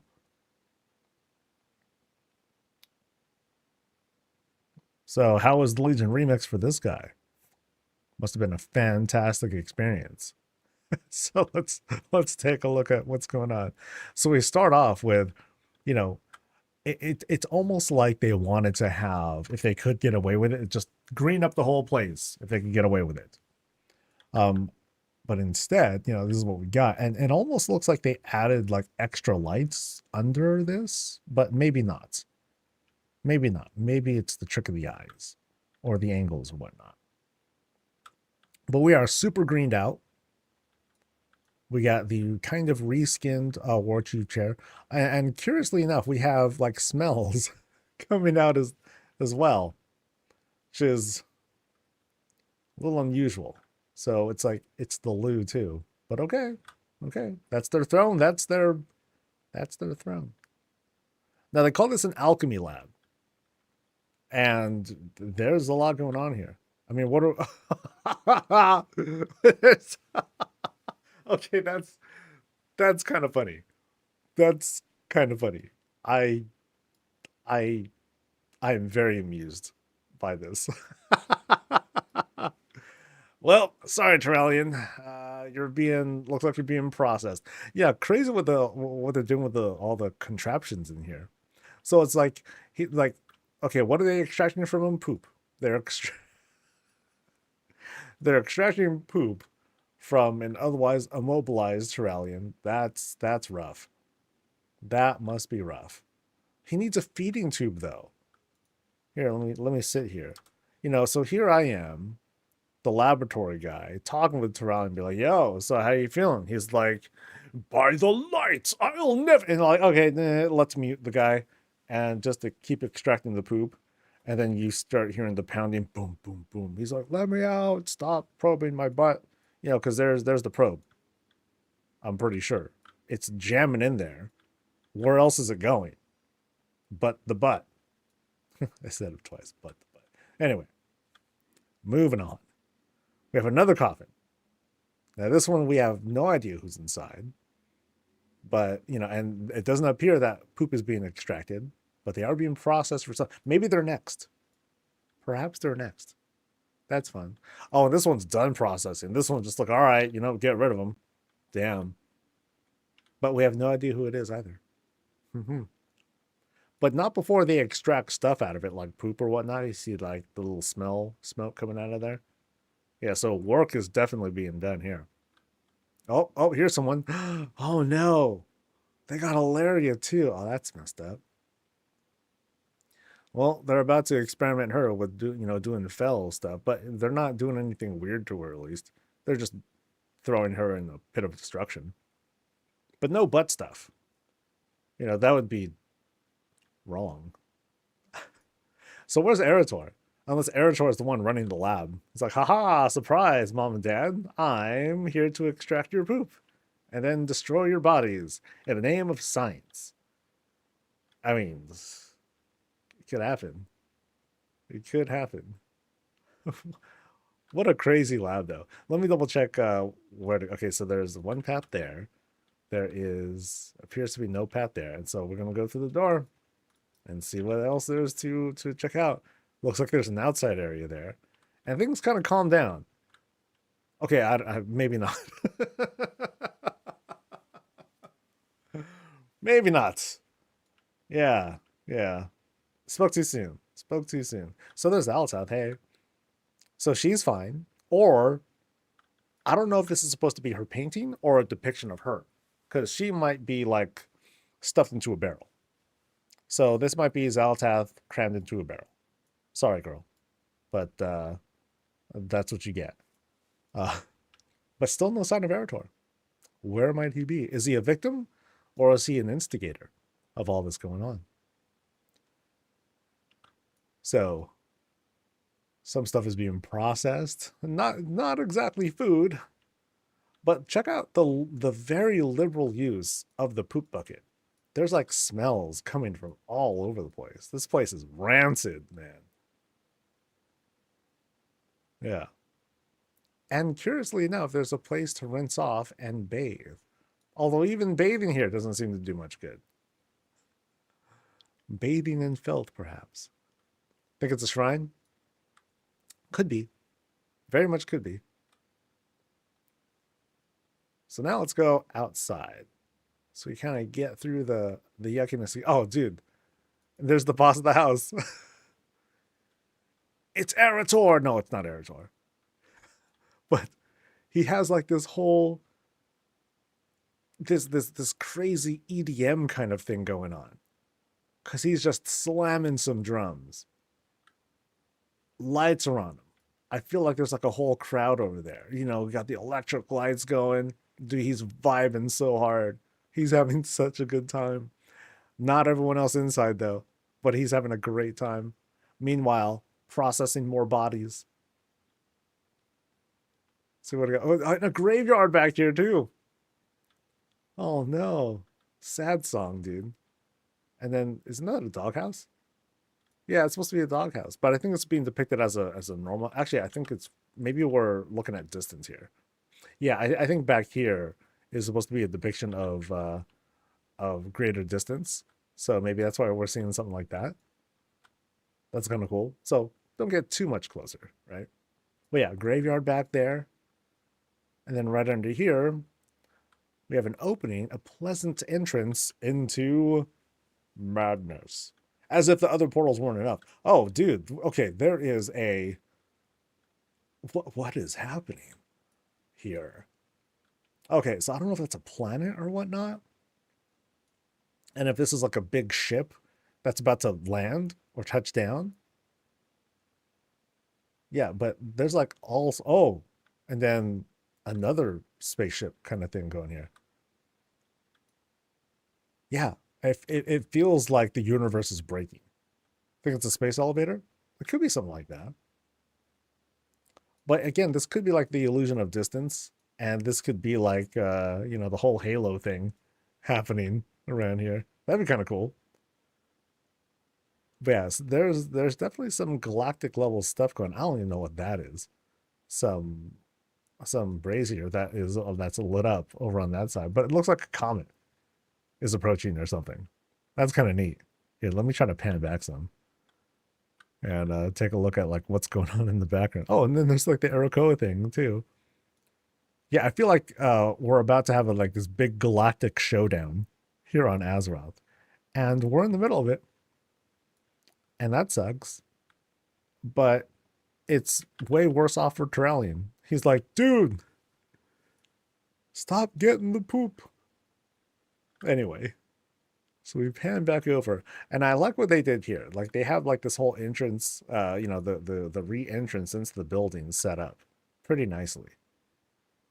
Yeah. So I feel like I feel very convinced of what's going on here. This is just a trip though. It's like, what's the boss of the house doing? Just like partying down. Yeah, let's go. And then what's this? That's an Onyxia head that happens to be down there. I don't even understand. Now, what I'm curious about is maybe I overlooked it, but I still have not seen the painting of Eritor. There could be something going on. If I miss it, then I'll be sad. I'll be like, oh, there he is. Oh, he's in the potty. Okay. Oh, God. Even the handle's all net. Dude, bro. There's a bathtub right over there. You should, you know, use it. buddy. Well, we found him. He's the only one that's like okay so far, if we can call it that. All right, so now we're gonna go down this path here, and we're gonna see what else is going on in this alchemy lab of madness, because that's what's going on here. It's just crazy in here. And there's like more. Oh man. Yeah, like I said, Legion Remix paid off a lot. Wish I played it more. Then I could have like a whole bunch of these too. Shucks. All right. So tortury stuff is happening here. It just feels like the sound of destructive Fel like is almost deafening, and yet there's work to be done, and so we're auto reading stuff. We're working on things. The fire, I guess, is somehow heating up the mixes and the chemicals and all that stuff. And what are we trying to make? Salad dressing. Just kidding, not salad dressing. Fondue. No, not fondue. A new energy drink. Yeah. Fenergy. Energy with the power of destruction. Fenergy. Yeah, no, it could be something like that. It's an alchemy lab, Didn't say anything about making this into like something profitable and delicious.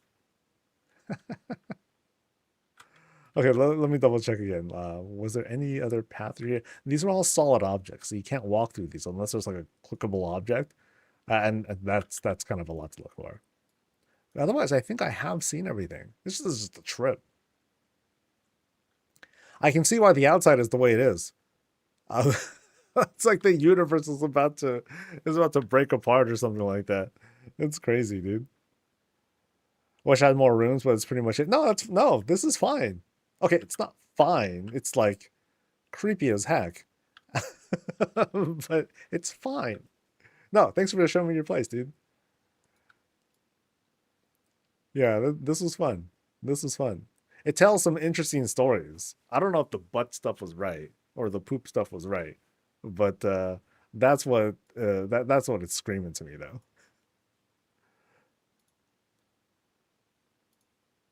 All right. Let's see. Okay, so let's head over to the next spot. Bum.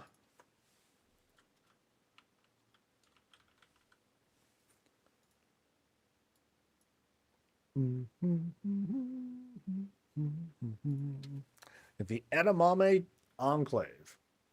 Heck yeah, dude.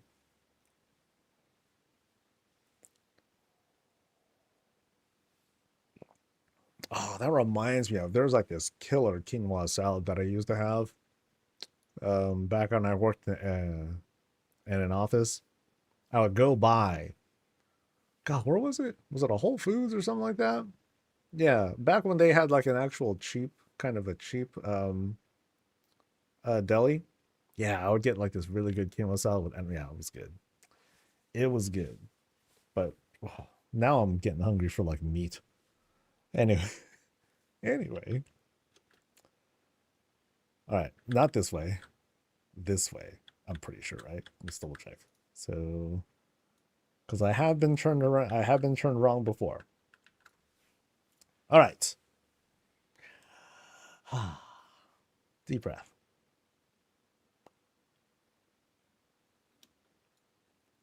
All right, this is Apath's place over in Founders. Very tall structure that we're immediately met with. So, like, folks inside, they easily see us coming from far, far, far away. The house is put on a platform, as you can kind of see. You have that whole bed right over there. We'll see if there happens to be like any hidden secrets or any fun stuff underneath. But around the lot, it's been closed off and everything. Oh, and I like how it sort of like links with like that next door neighbor, sort of. They both put up fences because they both don't like each other. No, I'm just kidding. Probably not. But I like what they did here with the greens. Like you can see some of the newer greens that have been put out a bit more recently. They're huge, but then when you bring them down a little bit, it creates like a really nice resolution texture that does a good job of growing around the trees, and it looks really pretty. So like here's an example of like some of the initial ones that we had. And not that they're bad, but like the implementation that you see from like the newer ones, it just feels like so much easier to set up than the original ones. Like you have to do like a little bit more work. So here we can see like the foundation. I just want to take a quick jog, see if there's like anything hidden, sort of. Nah, nothing crazy. But looking at the house itself, you know, we see it is dressed pretty nicely on the side there with the additional trellises and berries that are right up there. So you can kind of see trellis, you know, 1, 2, 3, 4 of them. And then you have some greens hanging down to help obscure the spot. Little table right there that's used as a floor. Very cool. And then we'll do the climb up. And now we have this kind of like a dragony climb up. With, I forgot what these are called, but then we have the table that helps leads us up as we get into the house itself. And let's see what we got. So somewhere in here is a kid's room. So we'll try to identify what counts as a kid's room here. So as soon as we go in, you know, we have the armory to kind of set the mood if we want to. We can hang our coats. Oh, that's cool. Oh, that's neat. I have not seen this before. It's a good depiction of hanging a coat. You know, it's a tent. Actually, it's 2 tents, but that's all it is. And I think that's very clever. Yeah. So a mage person or a caster person lives here, or someone who just likes really big like raincoats. Because imagine like this dude walking around, swinging around this like giant dragon hammer. Do. Hey, what's up? You know, and all that. That's cool. That's cool. Very creative. All right, so we go in to a stairwell room. Got that upper landing. Not even so much like another floor, but just kind of an upper landing. We'll see what's going on up there a little bit later. In the meantime, this side here, again, we see like the newer greens, you know, pretty much spilling out. But also helps set the mood because, you know, the tree extends all the way up and we'll be able to see everything that's going on up there. Bunch of pillars for like extra support. Very kind. Appreciate that. And then we have another, like one of these larger trees, which, you know, they go in crazy directions. So they easily start clipping through. But the way that it's set up, oh, it looks nice. I like the way they did it.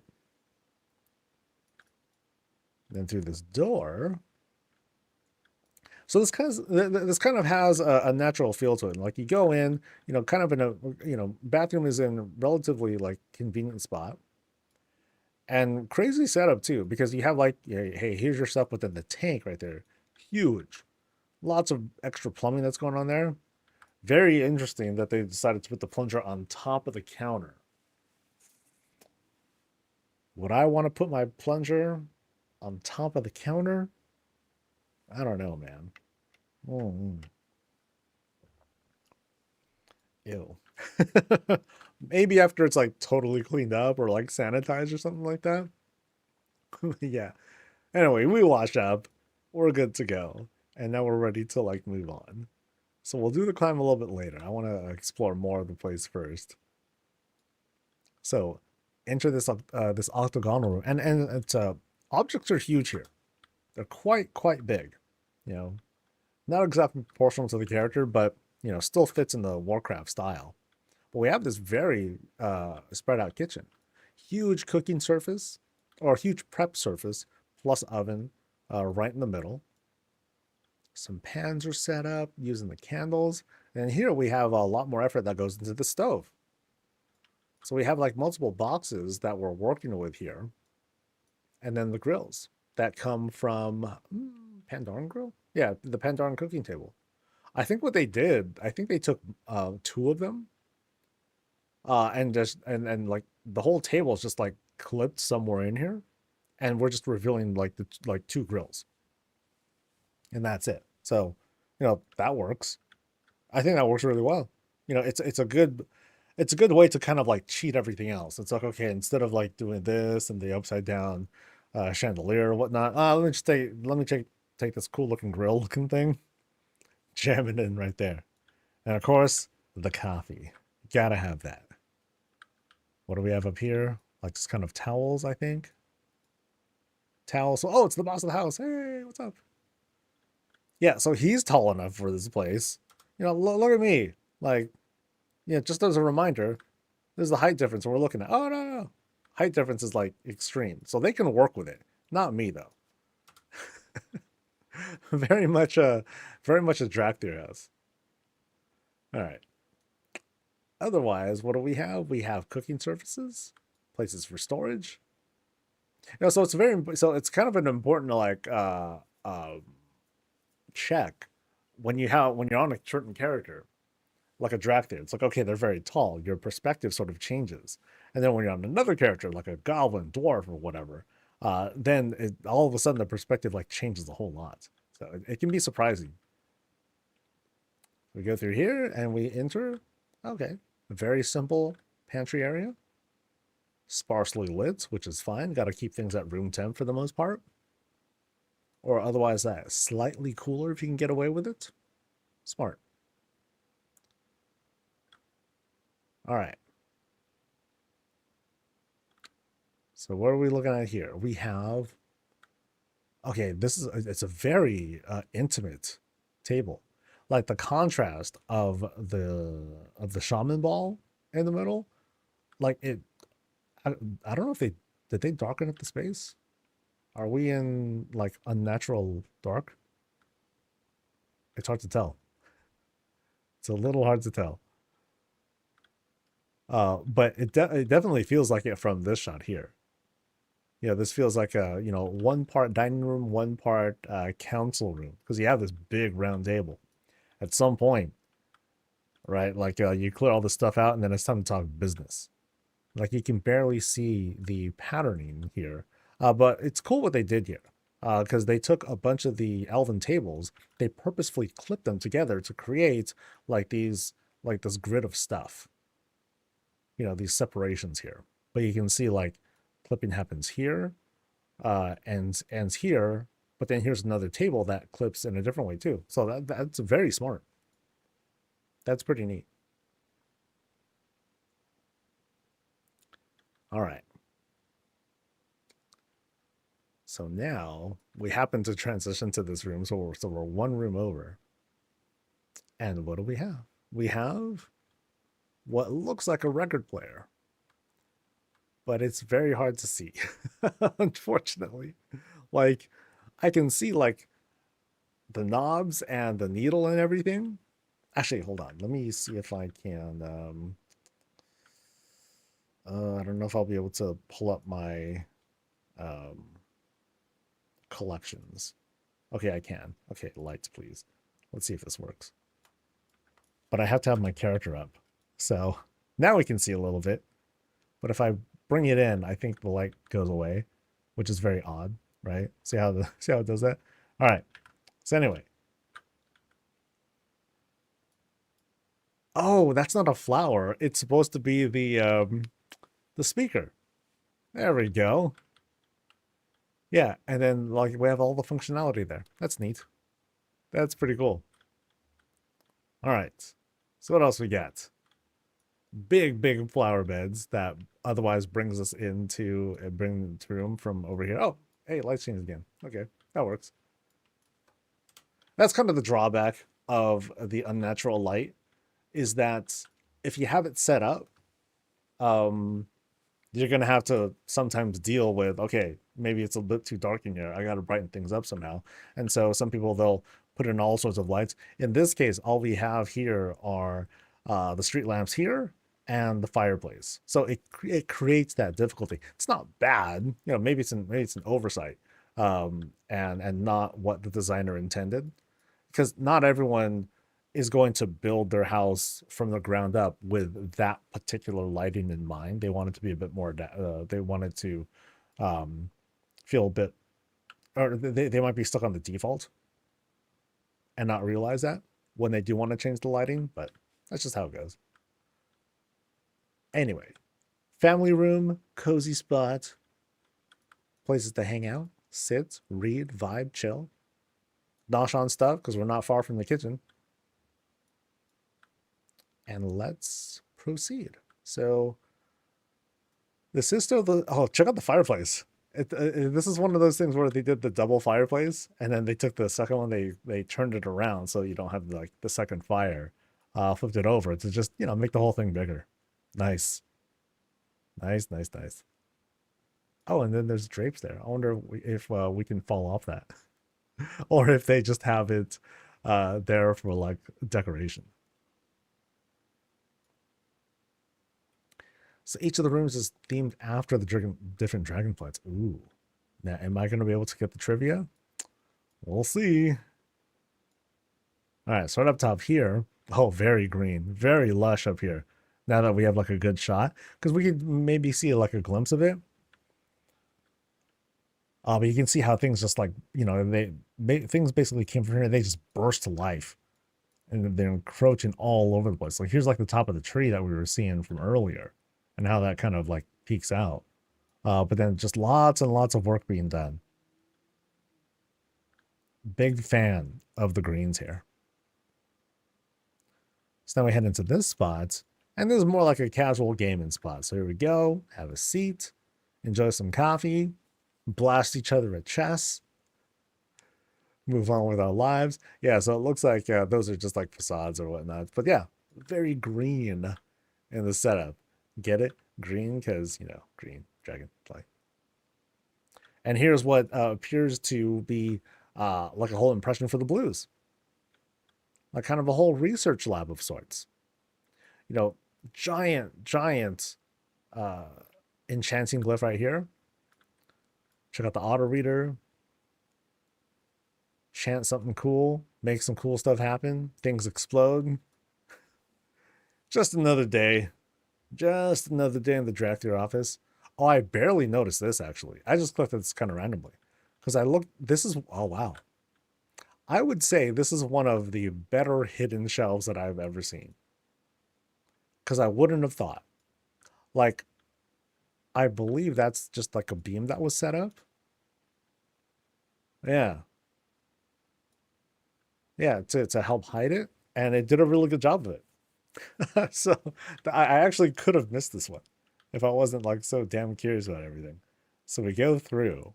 Now this is the arcane area, so I expect to see like forbidden experiments, like human experimentation or cooking. Oh, or neither. Oh, instead we have this really cool portal room. Whoa. Okay, now this is a portal room. This is neat. Who wants to go to Forsaken Land? La la la. So we got Forsaken Land. We got Draeneyville. We have Koreshistan. We have Silvermoon. The Twisting Never. And Night Elf stuff. I guess Night Elf stuff? I'll go with Night Elf stuff. Oh, but the Mechagon stuff looks cool. Oh, that's neat. I like this interpretation. Yeah, that's pretty awesome. These are all pretty awesome. I love the way these are dressed up. Really sick. Okay, maybe that's a void stuff. I don't know. But then that's also void stuff. So hey, bias, man. Um, yeah, really neat. Now we'll see if there's something through that because I know I can walk through that. Maybe I can walk through some of these other ones too. Let's do a quick check, shall we? Let's go. Nope. Any clickies? Nope, no clickies. How about nope? How about nope, not that either. I mean, that looks like a mirror. That looks like just a rug, maybe. Nope. I can't. I know I can't go through that one. No, we're stuck forever. Oh, it's okay. Really sick room though. Really, really cool. Interesting touch that they added that there. The extra light. That's cool. I mean, this whole thing is very cool. All right, so secret shelf, boom. And good to go. All right. Yeah, check out the room though. Like lots of little trophies. Lots of little celebrations of the past. Diablo stuff, dark hearts, all sorts of like fixins and treasures and stuff. Yeah. All right, the blues room, one of my favorites. One of my favorites so far. So now we'll cut across. I believe I explored everything else around the area so far. So we'll cut across. Again, greens all over the place, dressing everything up. And now this feels like, black dragon stuff we're seeing here. Not black or bronze, maybe, but could be either or. Well, let's explore. Ooh, things open up. Oh, interesting, because things open up, and we also, they also did the flooring themselves. So these are all like platforms that are set up. Interesting. So we have this whole draconic library workshop space going on. And then there's a rise up there. We'll go up there in a bit. But first, I want to see what's going on the outside. Because this looks pretty gnarly. So we cross through this closet. And then oh, it's outside. Oh, nice. So, oh, wow. Okay, so I need to understand what's going on here. It's hard to tell. Wow, this is so cool. What a good facade that's being set up here. So windows are set up there, and then above us moonlight and everything. I'm guessing that this is in fact like the floor, and we rise up a little bit, but it has but of course, because we climb to the second floor, we have this illusion being set up of us being in this elevated spot, just like right here. So now we see like the tops of buildings. We see over in the distance, we have that tower, which looks like just a series of walls and a gazebo on top, to show us that lighthouse. There's some other lighting effects here, some other kind of like tall looking structures or whatnot. Like I think that's just a giant wagon that's sort of sticking out there. That's very, very convincing. Like I can jump out here and like probably mess everything up. But I want to mostly see where, yeah, so the floor is just right there. And so you have all these buildings or whatnot that are just kind of like sunk in a little bit to, again, create that illusion. Over there you have mountains to, and you see like that tree is like made super tiny to create that sense of distance. They forgot to put the net back. No, it's all good. Don't say anything. It's all, everything's fine. Everything's fine. I'm not going to jump out there. That's just going to kind of like ruin the whole thing. But no, it's a really, really good illusion. One of the best I've seen. This is very inspiring. Very, very inspiring. I like it. Yeah, that's sick. That's sick. Sometimes the outdoor space doesn't have to be that. Sometimes, it just needs to, again, to preserve the illusion and everything. Sometimes it could just be like just addressing for like, hey, that's outside. That's what's going on out there. But, doesn't really let you out. Really sick, though. Really sick. Okay, now this is my favorite room. I don't really play favorites. What am I talking about? So we do this climb now. And we have bed. Boop. How nice. They have their own like whole balcony from the outside too. Spoiled. Oh, but then now we have this climb down. Oh, interesting. Oh, and on top. Whoa, is this a stairwell room? Okay. Hold on. Let me rehearse this again. So here I am. Here is a floor, right? I'm on the second level, and I'm guessing that this is actually a stairwell room. And then all these floors are set. This actually takes us across the stairwell room, I think, maybe. Because now, here, let's kind of do this again together. So now we climb here, and now we climb down to the spot, and now we might go lower again. Yeah. Oh, that's good. Oh, I made that weird. Okay, so now we're climbing down into mystery. Oh, secret hot tub. Yeah, you'd want to hide this. Yo, this dragonflight has all the cool hidden stuff, man. Okay, Blues had they had the portal room. This one has like more cozy stuff. Things to enjoy for themselves. Yeah, and they got like a hot stone massage kind of thing too. Boop. Yeah, so they spoiled themselves. They spoiled themselves. That's neat. This is a really cool setup that they have. A lot of little details too. Like notice you have like this slanted pillar beam looking guy. set that up. So like you can see there's the floor. So there's the actual bottom of the stairwell room, and now we're climbing up, sort of. Okay, the character model kind of like gets all finicky, but still works. You know, and really tight. And then we climb down. This is very clever. I find this to be very, very clever. Well done. That was just one of these rooms. Sheesh. So let's check out this flanking room now. Now we have, okay, a bathroom. Nice and easy. Plunger up top again. It's okay. It's okay. Just gotta tell myself that. Cool. Okay, now the sand garden here, that one, that's the kind of gimme. Bronzy stuff is happening. Ooh. Is that the boss? It is the boss. No, that's the boss. And that's the boss's companion. And they're all playing. This is the kids' room. Hey, look at that. So they got a rocking reptar. That's adorable. Oh, rocking reptar. See, yeah, of all this, I take a screenshot of this. That's adorable.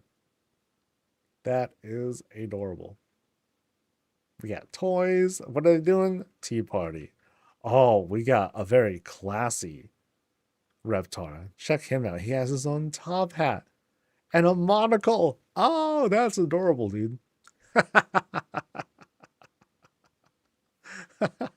That's so cool. That's so cool. And then what else? Like Miss Murgle's got a crown.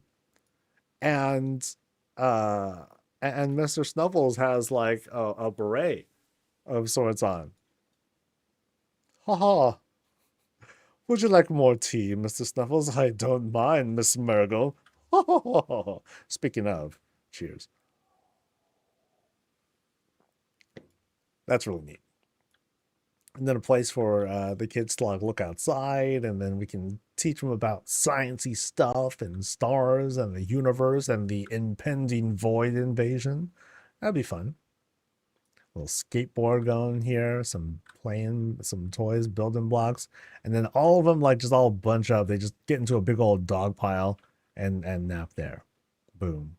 See, what's kind of odd is that Mr. Snuffles, he's sitting on the thing, is that there's like a I'm sorry, not Mr. There's a Reptar, and then there's a toy Reptar, and so you have Reptar riding around top of Reptar. It's kind of crazy. Now then again, these I think are just toys. This is the actual kid, right? Here's the actual thing going on. That's adorable. That's really cool. This is a cool place. This is a cool house, man. I think we've seen everything though. But thank you. I really like that touch of being full, like. Okay, there are a lot of takeaways, but I really liked that climb until that climb and then descent into like the hot tub and to the sauna room and all that. But I think it was the skybox room that had me go like, oh, mwah. Very well done. Very, very well done. I think by now I've seen quite a few of them like up close, so now I can be like, okay, the things that like really hit me, like that checks all the boxes. So thank you for showing us your place, dude. What a treat. There's one small area. Oh, is there? Yeah. If you don't mind leading me over. Yeah, let's see what I missed. Oh, there's a place in the hot tub room. Okay, so I go up here, and then I go here, and then I drop down the thing, and then over here. Here is the hot tub, and then there was a thing under it too. Oh man. Okay, so not even like so hidden. It's just like, yo, look around the corner, buddy. And we got like treasure stuff. Ah. Oh, and like, is that the way out? That's the way out. Oh, okay. No, this is where the freaking the gnolls come in, and they bring in their haul of garbage or stuff. That's cool. So even no, not gnolls, the kobolds, even they have a spot here. That's pretty cool. At least I'm gonna pretend they're kobolds. Yeah, neat, dude. Really neat. Hope they don't cause trouble, especially for the kid. You know. Yeah, neat. Because at some point, as you're building things and then you have like these carved out spaces, you realize, oh, can I just stuff something in here really quick? Boom, boom, boom. A little something to tell a brief story. Oh, who else is here? Not just us. We have other guests that are living here as well. Yeah, neat.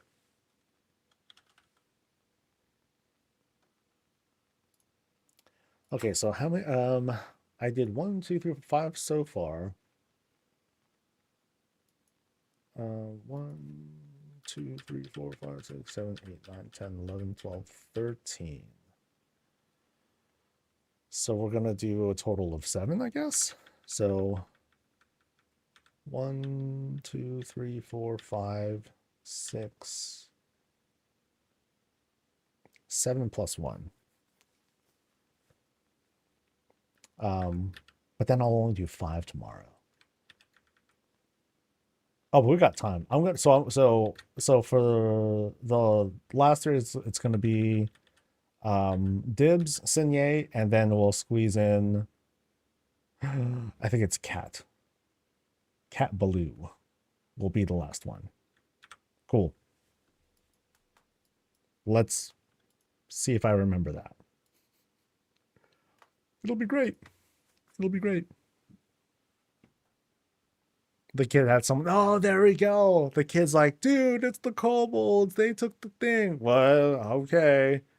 I'm sure it was. And then the kobolds are like, ha ha ha, Kendall. Oh, all right. Oh, before I go on, I want to ask you guys in chat real quick. I'm on US Realms, by the way. Anyone complete the Niffin? I need to buy all that stuff up. Does anyone have a complete Niffin endeavor? 100%.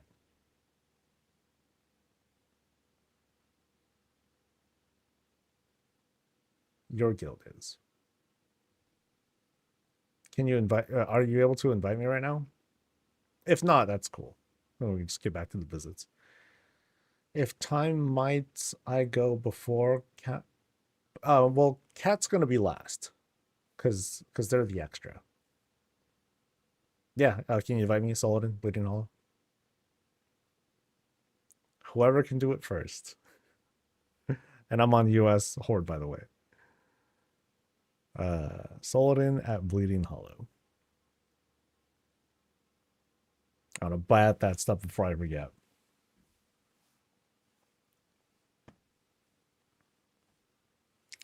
Can you remember what Nip and sell? Oh, you don't? No, they sell some cool stuff, dude. They got like cool wagons. They got the candles. Those have been pretty popular. I've seen quite a few of those. But when I was like sifting through, going through the neighborhoods, like it kept going through like a number of them. None of them happened to have the Niffin maxed out. Lots of Mechagon folks though, which is cool. Yeah, I didn't happen to see that. Didn't happen to see any consortium, but I bought all the consortium stuff, and I'm pretty sure I have enough tokens now to like buy like whatever. Yeah, 260. That's more than enough. But yeah, just want to buy that stuff real quick. Sorry, sorry for the delay. But yeah, like I said, Dibs, Sier, and then Cat Baloo. Yeah, Mechagon and Coffee. Yeah, those have been the popular ones because they're the best ones. Coffee, you can't say no to that.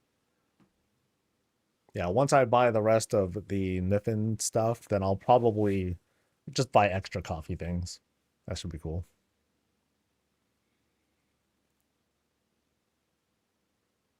Try number 3, the Loam Archway. When you click it, it has no collision, so you can walk through it and hide secret entrances. Ah.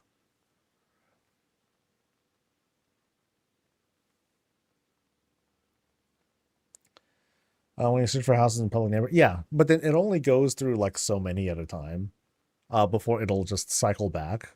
So at least for a while, you won't be able to like it'll only go through so many neighborhoods. Which one am I going to? 39 or 28?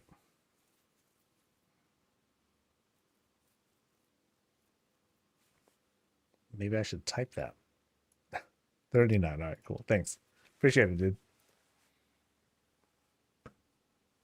I would have been tilted if I like forgot to ask you guys. So appreciate it. I'm gonna be looking at 28 tomorrow. Yeah, I did the address check too. I was looking, I was like, oh, 29? No, not 29. 28. 28. All right, so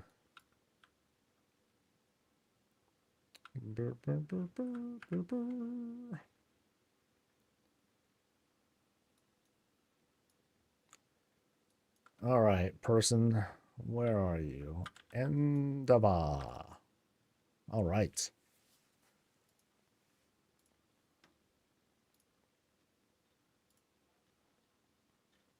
So, oh, they don't even have their own cool icon? Damn. That's kind of messed up.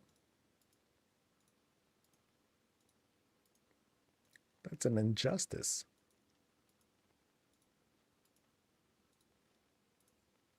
I mean, it's just that just kind of goes to show it's like, yo, we got a ship, man. No icon, no problem. Just go, go, go.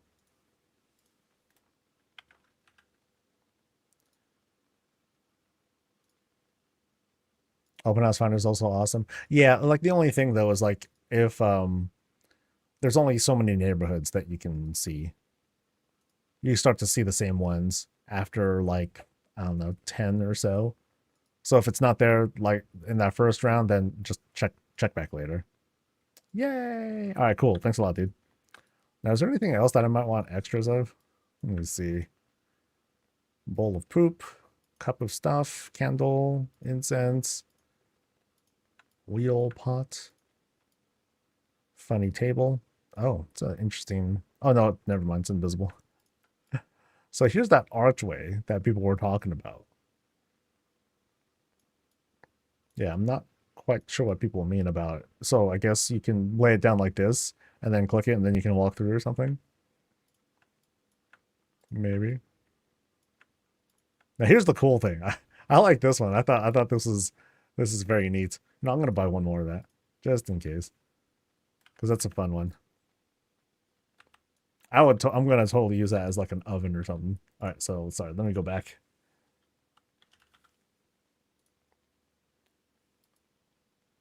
All right. Oh, they fixed gear. Okay, they fixed that. Okay. Oh well, fun while it lasted. That's the kind of sucky thing. If if we find a decor that has like a certain like function or what seems like kind of a quirk, there's a chance that they might fix it. So, all right, let's get back to it, shall we, buddies? All right, this is Senor Dibs's place over in Founders. Kind of a tight entrance. Like, oh, we've come to the place like this or a lot like this a number of times where we have this kind of climb up. And interestingly enough, the house has been lowered a little bit, to be a bit more low. Kind of an interesting choice. But let's see what else we got. So surrounding the area, they set up some greens, foresty stuff. They set up a number of these structures to set up the whole moonwell kind of vibe, which is really neat. Very popular structure. I wish I remembered the name of the darn thing. I'm so bad at that. But let's jog around. And again, we have the greens to, I guess, kind of hide. This is kind of what we get when we lower the house like this. You kind of lose some of that foundation, so it might look a little awkward, and you might need to like dress it up with with like some greens or like some rocks, things that might not already be there. So like here's the actual base foundation that's been just kind of sunk in a little bit. But hey, whatever you feel like doing. In some cases, you just gotta try to compensate and make sure that you can still pull off like the same sort of vibe. So notice that this is a level, this is a medium-sized house. So we're going to be in for a treat. This might be a huge, huge place that we're checking out. According to the budget, we're at 3352 out of 3500. So let's see what we got. All right. So we go in, empty, empty on both sides, but we're entranced into like this opening right away. We're in the staircase, stairwell room, going up at least one level. It's kind of obscured. We can't see anything else above, but we might be able to climb a little bit further up once we get there. First, though, I feel like I want to explore pretty much the entire bottom floor first. I mean, there's a lot of rooms, though. So, yeah, there's quite a bit. But starting off here, we have a very small or kind of a limited fireplace here set up. Lots of space, but it kind of like cozies up as soon as we get to this corner. Keep ourselves warm, place to lay down, chill by the fire. And then on the other end, actually there's a little bit of a room there too. We have that look, and we'll take a look at that in a bit. But what's behind here? We have the loo behind a shroud even. So it's like, knock, knock. No, you can't knock. You just got to yell really quick. Anyone in there? Oh, but there's no, oh, this is one of those. Okay, okay, I get it. This is one of those standing toilets, right? So you're here and then you just do it. That's it. You just do it. And then you jump up and you grab the chain up there. So it's a very, no, it's that's, yeah, I think we're just missing a seat there. All good though. All good. We're here, so let's take a look at this. So check it out. We have outdoor area across two corners or around two corners. So I think we get a good shot like just like this, nice and easy. It almost has a throne kind of vibe to it. We sit, we do our thing, and then people are like, "Hey, what's up, dude?" And it's like, "Yes, what do you desire?" Yeah, very elevated look, but really cool outside. Nice and bright, good not even a contrast, but it's a good complement with the purple. And check out like the couch, like it's very dressed behind here too. Drapes right behind, some purples as well, and then we have the window setups here. I think they have like, so it looks like multiple closets. That's why you see that how you like have these large separations here, which is typical. But then it just ends up looking pretty cool when it's put into the corner here. Yeah, nice. Right here we have the full kitchen plus dining area. So in this case, it's raised up a little bit. I guess here the boss of the house, they hastily like had their breakfast and all that stuff and just had to go. You know why? Because their queue popped. So that's the thing, right? You're eating, you're doing your stuff, or you're decorating, doing things. All of a sudden, da da da, and like, oh man, here you go. You get up, hit the button, and then off you go. Off to doing like another random heroic dungeon or something like that. Didn't even have time to close the coffee bag. Darn. Well, we do have this cool cozy stove setup. Easy like little shelf that's behind it to give it a little bit of a little bit more. And they also did it here by setting up some extra beams right along here as kind of like a backboard, to kind of close up the space without having to shove this whole thing towards the back. Either method could have worked. This is what they went with, and it adds a little bit more to the character. Fills up some wall space and all that too. You can see kind of the same thing happening here with the shelf that's being used as a vent too. That's cool. Check out this cupboard. What's inside? Snacks. So I think this is kind of working as like a wood style but modern fridge. Nice. Then we have like some greens up top along with the dry pantry to kind of round things out. Yeah, cool, tight little spot for both the eating and the cooking. I appreciate that. It doesn't need to be like this full size kitchen every time, you know? All right, so now, ooh, wow. Okay, they're big fans of the outdoor windows. This is really nice. And they pointed out that one window is open. Go for a walk through the woods. So we're invited. Okay, so we're invited to go out here. Oh, nice. Okay, this is different. I find this to be quite charming because now we're invited to go out and there's more to explore. Oh, that's sick. That's hella cool, dude. Very, very cool. Because now we're going through this whole Nippon vibe and into more. So we suddenly cave. This is what we get with these large budgets. It offers like so much opportunity to be like, okay, let's just go nuts. So now we have this sort of second living space, kind of like a studio ish, because we got a full bed right there, plus mini kitchen, another bed actually, and a place to not, well, bathe maybe? I don't know. Can I climb this? No, not intended to climb, but the elevation takes us up, and I don't know if we'll be able to like see what else is going on there. But again, we have like these structures that that help set the mood like really, really well. You know, another very popular thing, instead of like trees that are built right into the walls, the stone walls, in fact, very natural look. That is sick. This is really, really cool. Like when you really start to try and put these together, like there's a lot of it's a lot of work trying to get the rotations and the spacing and all that stuff right to eventually get it to where you want to be. And rocks make for a lot of excuses. Like you can just have them clip however you like, and it looks mostly natural. But at the same time, it's like, okay, I don't want to use too much budget, right? So you want to try to use like really big pieces, and then you want to make them feel like they are distinct from each other by rotating them a certain way, turning them around, obscuring this, hiding that, or making like certain things more prominent. So it's a lot of work to like get it right. It's kind of like sculpting. You can set everything up so you can have the basic shape to like start with. Then it's like, okay, I'm cool with this. Then you start to like mold it into like the precise shape that you want, that to help it like tell a story or something. Now check this out here. Again, we have like this crazy structure. Oh, this is really cool. It's like this super moon well kind of shrine.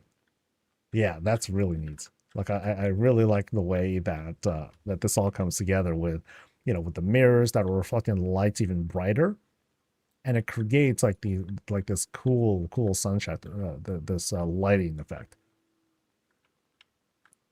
Here, I'll go with like this. Boop. Really nice. What's it for? I don't know. Just prayer or whatnot. People pray. Can't judge. Curious, we have like some of the Arakoa effigies, and other cultures even being celebrated back here too. Nice. Or it's a place where they just throw all their trash. That'd be cool too. Gruesome. All right, so we're back in the main hall, and we're still not going upstairs yet. We're going to keep exploring this downstairs area, and once again, open windows. There's it can be filled out more, but then we start to again encroach on like budget and everything. But you also don't want to make it all green either. You want to have like the outside, the illusion of the outside, just kind of like peeking in a little bit. And so now, whoa, this library. Oh man. Okay, this is like very much from like um the housing virtual tour. Like check out this spread, dude. Oh boy. Yeah, I mean lots of facades here, but then the lower bookcases all customized. All these books that they've gotten, knickknacks. They just cheated a little bit, taking the Erico wall shelf and just slamming that thing in. So that the scroll, but then that it totally makes sense the way that it's dressed. So many books and like little treasures. That's crazy. And they did try to make sure that for these, which are all custom shelves, they didn't like clip things through the stairs, since this is one of the pre-made rooms. But I'm gonna go back down first. I want to admire like the rest of this side here, because there might be like some more stuff to look at um, under the stairs. So yeah, really nice. Like, yeah, this visually very, very impressive. You have like you have so much here. Space is like so filled out. Yeah. And then what is around? Oh, so I think there might be like some secret stuff in here somewhere. So, boop. Oh, yeah. Yep, secret lab looking stuff. Nice. So what are we playing with? Vaults, great hearts, Nazoth stuff. It's kind of like, hey, let's mix this fire and gasoline together and see what we get. Cause some like light void explosions here. Really neat back here. Oh, I like. Oh, I'm seeing the chant. I thought it hooked with the horn, back there. That I thought that was intent. I think it just happens to look like that. I thought that was like almost intended. That would have been kind of neat. And then I think there were some clickable shelves here, but I mean, I did see walls behind it, so I don't think those will actually like lead anywhere. Nope, nope. These are all custom shelves. Never mind. All their own stuff. Yeah, so many details went in here. Wow. That's a lot of gold, man. It's a lot of gold. So at the same time, you can see like these facade shelves, like they just use the secret shelves. It's not a big deal. It's really like down here where you're going to like really see like the efforts come in. But this is a lot. Hugely impressive. It's so thick. Book thick, even. And then they rounded everything out too. So all these corners, just more and more books. And barely a place to sit either. Like, hey, what about the folks who are just like perusing really quick? No, this is a great library. This is fantastic. And again, here's like the acacia trees, I believe. These are ones that you get over at Razorwind that are just kind of like spilling out, leaking through. It's very cool. Yeah, really helps to like dress the top and fill out the space. And what do we have? More library stuff. Although this is more like a private study. So very, very bright in here. Almost too bright. it's it's kind of blank. I mean, that's why they're like, okay, close the drapes, too bright. Got stuff to do. I don't need that much. Yeah, because otherwise, notice that there's no lamps in here. Not needed. These windows are just like blinding you. And then little bathroom, not bathroom, little bedroom. Boop. So you do your thing. Night, night. Wake up. Oh, very pretty with the stars. Get yourself dressed. Hello to Mr. Snuffles, Jack, and Jill, and we're good to go, man. Really cool, dude. So let's backtrack a little bit and make sure that we didn't miss it. Oh, man. Yeah, All right. Oh, there's Miss Miracle there. Hi. Okay, so I'll do the shot again. So it's like we come out, we wake up, we're like ready to go. You open the door and then just wham, like it just opens up, smacks you in the face, total open palm, right to the chin. Like what a visual feast of stuff. And now we're making the climb down. And as we're climbing down, we're surveying all the work, all the things that we've done. It's like walking through their history in this game. That's so neat. That's really, really cool. And I still haven't, I went upstairs here, but I still haven't gone up these stairs either. So we got more to explore, dude. We ain't done. All right. So let's climb. Climbing up these a bunch of string lights suspended with the um, fence posts. So now we have like this really cozy room right down here. Greens are kind of obscured by the privacy screen, right? Things tighten up, a little bit of a place to work. Oh, it's actually a bedroom. Okay. So this whole space here is just designed as kind of like this upper loft area. Interesting. Yeah, sorry, I'm going to go down one more time. Yeah, because that's kind of how I was looking at it too. Like I wasn't sure if it was going to be an actual like floor, but I mean, it still might be. But it looks like a lot of these are like kind of closed off into a private space because here we are, boom, bed, beep. And then right through here is nothing. Pretty sure it's nothing. Yep, a lot of nothing. And I don't think there's anything there through there either. All right. I really like this though. Very, very warm. Yeah. And not a lot of space. Things are kept pretty tight. To create that more realistic vibe. We see things that sometimes are like really spaced apart, to make it be like, okay, this is a video game. We want to be able to see, we want to get the camera angles right. But then when it comes to like an actual house or whatnot, most of the time you're going to want to tighten the space up. Otherwise, it feels, very echoey, very cold inside when it's just not full of stuff that's really like your personality and everything. Man, this is a great place though. I want to double check and make sure I didn't miss anything though. It's kind of funny because I was like, all right, we'll go upstairs later. It turns out it was just like that. Because, yeah, there is that. There is an area above this too. And maybe that's intended. Maybe they just wanted to close off the spot. But it feels like there should be more. So I'm going to just double check, make sure I didn't miss anything, because there was quite a bit to explore here. So we went here, and this was just the bathroom. Yeah, this is the bathroom. Went through there. So I'm going to go into that forest area again, which was, crap, I think it was here. Yeah. So we went through here,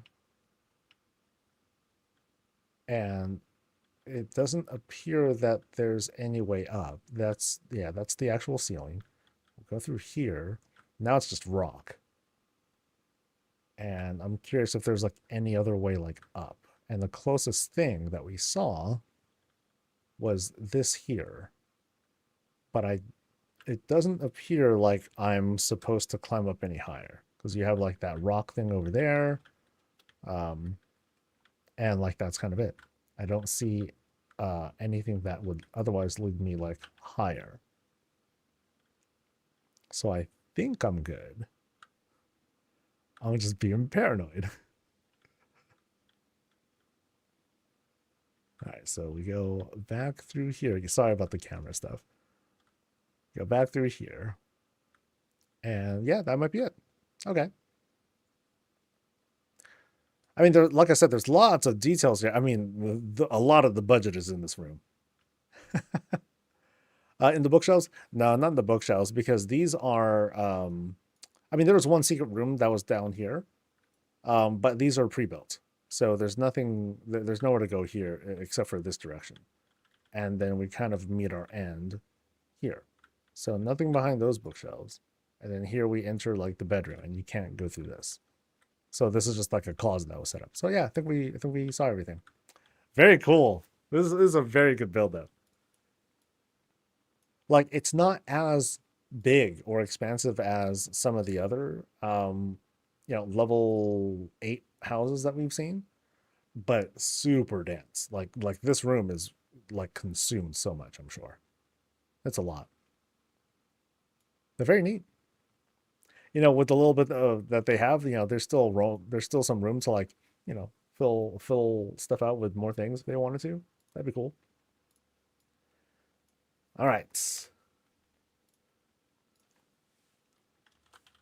Some great places we've seen today, dude. Fantastic places. All right, so going to Sier now. Number 8. Number 8.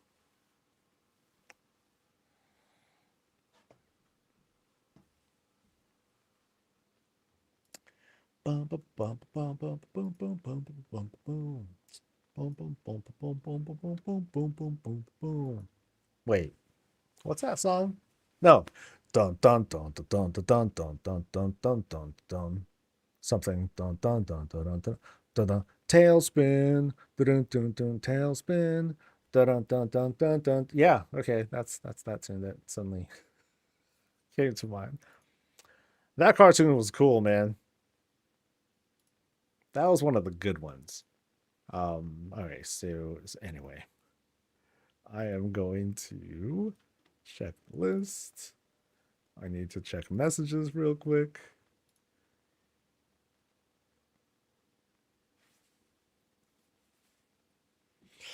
Oh. Oh. Oh well. All right.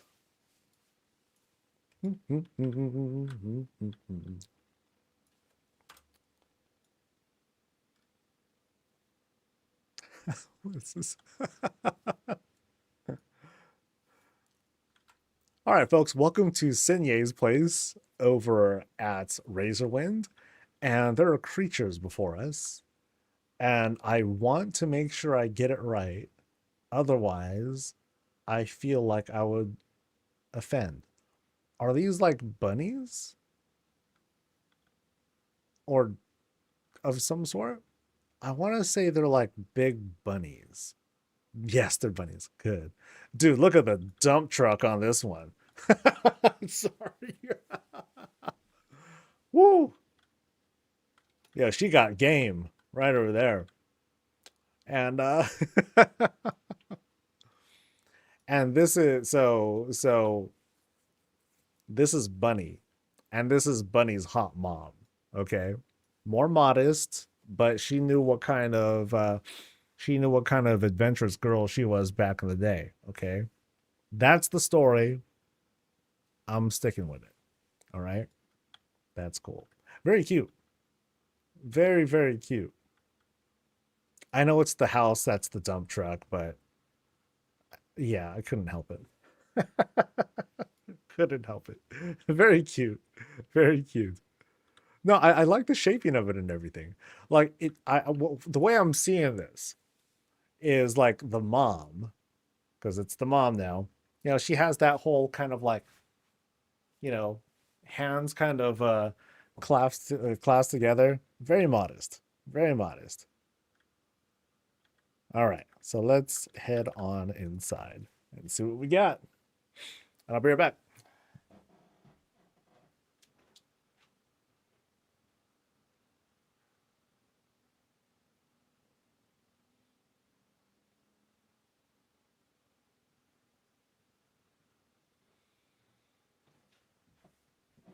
Boop, boop, boop, boop, boop, boop, boop, boop.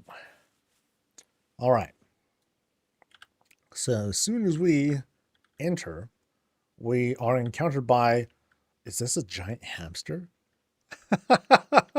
is, yo, or a capybara or something like that? It's just this huge rodent creature that's like, hello, hi, you're in my house. that's cool. That's really cool. So we go by the guardian, the bouncer, even, and let's explore.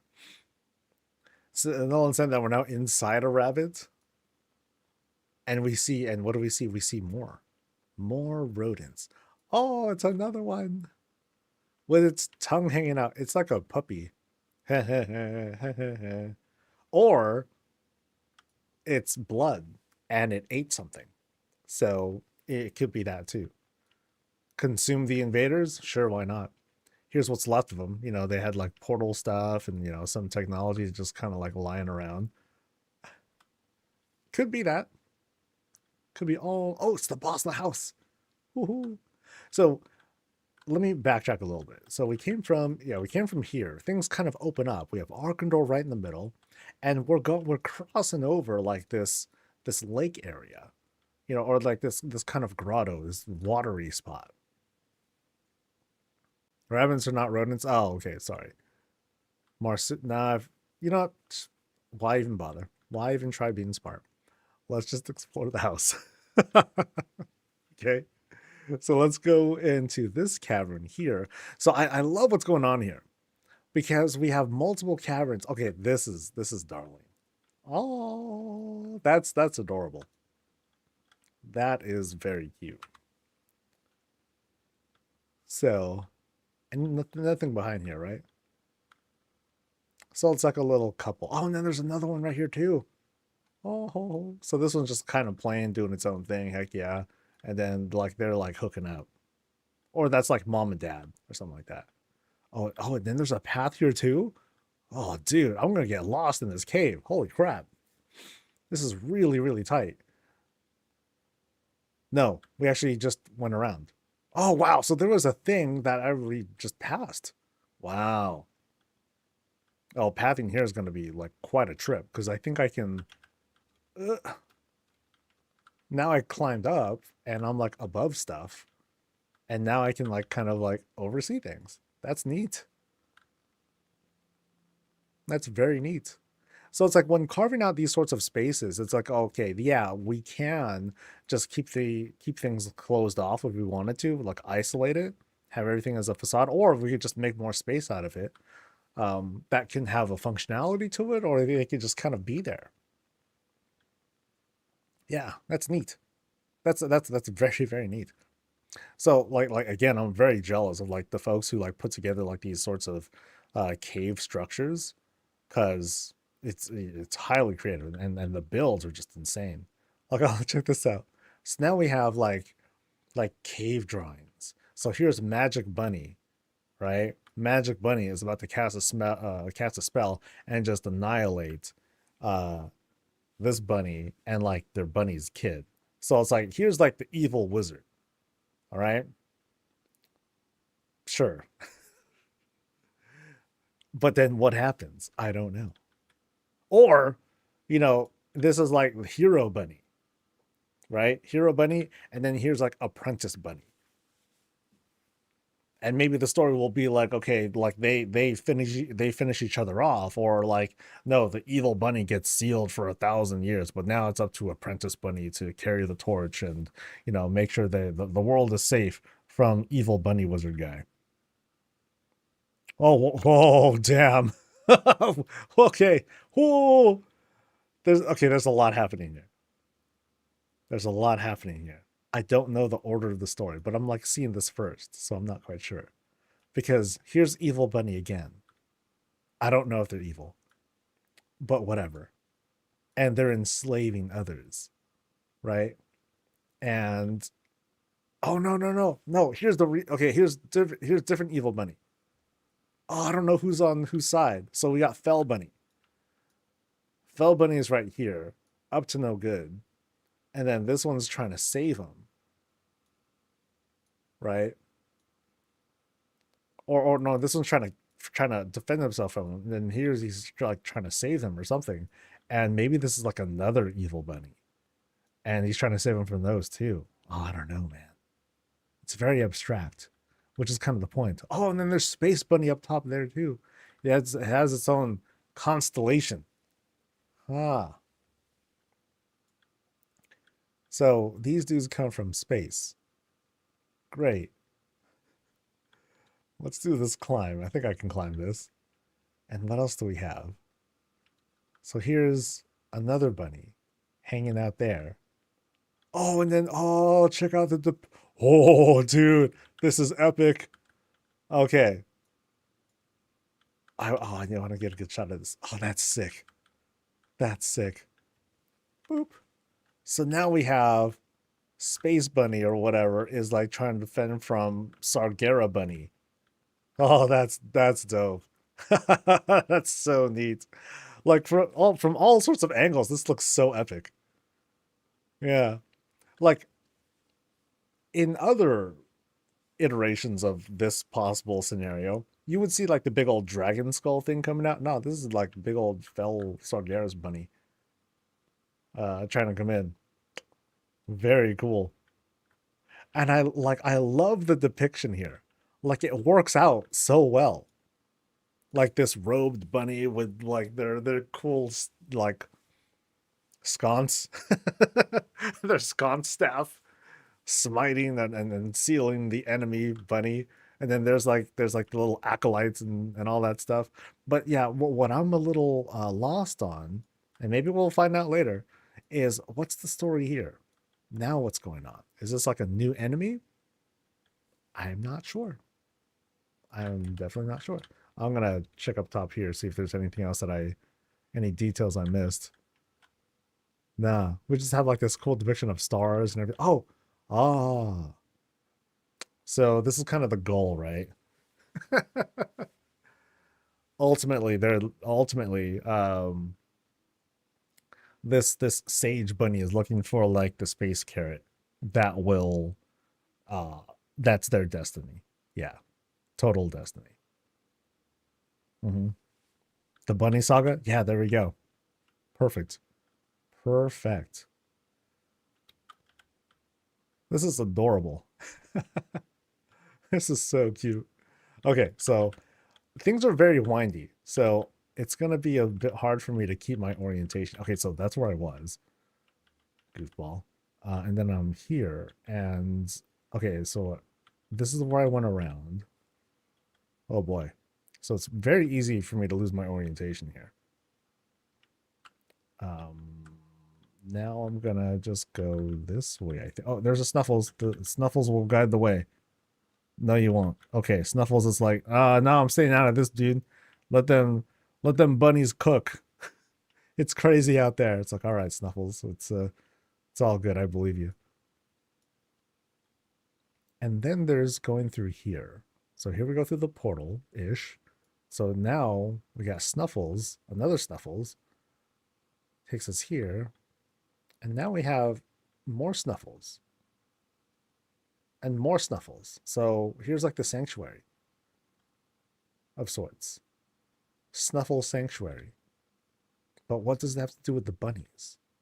Okay, so they're doing a climb. Spoiler alert. I'm gonna do this climb. Cause I'm a sadist, you know. Actually, I'm not even sure if it's intended that I'm supposed to climb this. But I'm gonna try it anyway. I just gotta humor myself once, right?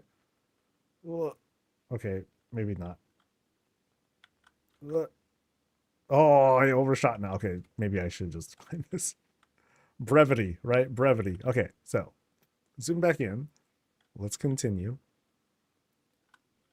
Oh, what is this? That is a direction to hop on. Oh, to hop onto or click on the thing. Okay. They did a thing. They did a perspective statue. That's cool. So you have the bunny right there doing a thing. I don't know what they're doing, but they're there. So now I'm going to count on seeing more of these. That's dope. Oh boy. So let's so there's a red one. Okay, I want to do the red one now. And oopsie daisy. Okay. So now red chair. And now we got red bunny. Oh, that's dope. That's cool. How fun. That's very fun. So like a little while back, I did one with just filigree lights. And I created like this very wild shape. Now here, we're working with something else entirely, and now we see like these depictions that are being made with, otherwise suspended things. And now what they're doing here is creating the opportunity of having all these different shapes put together. That's dope. That's very, very cool. And then there is, okay, there's another, okay, I gotta get up here. Actually, I'll climb, and then I jump, and now I'll get across that. Oh, I guess I gotta click that too to get up there. And then finally up top here, we have Blue Bunny. That's very, very clever. Very clever. I am very impressed. As bonus points, you would say, "Oh yeah, you inspired this soul," and then I'll be like, +10 right there, +10 points. And then there's more perspectives. Holy cow! So boom, very neat, very neat. Now I wonder, like, now I'm on a blood elf, and blood elves have a certain a certain camera center that's shared by a lot of other races. Now I wonder how this will look on a quote incorrect race. It wouldn't be that thrown off actually. Like you would see like the head be like a little bit off center and all that. But here in this case, because it's using like these larger 3D shapes, I don't think it would be that bad anyway. So here you have like that bunny's like holding on to a treat or a toy or something like that. This one's climbing up, about to eat your face. Or not. And that one's just got kind of like leap into like wherever. They said if you're on another, you might have to stand. Oh, okay. So it would be like stand on this to achieve the shape, right? Yeah. And then but then you also have to like zoom in your camera. So like there are certain directions that will help you that'll help you out with that. But then otherwise, this feels like it's intense. So if I try to zoom out, okay, it doesn't let me zoom out. So I guess so I think the designer also purposefully had these things like against the wall so that it forces the camera to move in on its own. So that way there's no other action that the user has to take. However, if they do happen to be on the quote incorrect character, then they have to get on top of here. Then they'll be like, okay, what's going on? Look at how weird that looks, right? But then if you zoom in, then it might be a little bit better. But even then, it's not perfect. You can see like the eyeball there that isn't quite right and all that. So very cool though. Very, very neat. Yeah, that I'm sure took a little while to set up. But at the same time, once you have it set up, then it just looks really cool. Yeah. Yeah, then it's like, oh, it just all comes together like really well. But then otherwise, like you saw me being fooled by it. I was like, okay, look, is this a jumping puzzle? No, it's like a lot of things that are put together to create this proper shape. Very, very creative. Very cool. All right. So I need to backtrack, I think, because I think this was like a single room. And I don't think I saw any other paths through. Yeah, so I'm going to backtrack and now explore a little bit more. Like, what's this here? Oh, another bunny. Oh, a bunny and a Snuffles. Oh, they're drinking. Num num num num num. And what else? We're still exploring. Oh, okay. So okay. Now what is happening here? Now, I guess whose side are the Snuffles on? Like the picture glyphs didn't quite uh, it didn't quite tell the whole story, or it didn't quite capture everything. But then here there's like actual stuff happening. You know, the Snuffles have plans, but at the same time, like some of the Snuffles are very friendly, or they're just like tricking the bunnies or something like that. It's like it's a new threat that has come, and then dun dun dun, uh, work in progress perhaps. But then oh well, okay, what's up here now? Now what have I found? Oh, the entrance. Oh wow, I even passed by that too.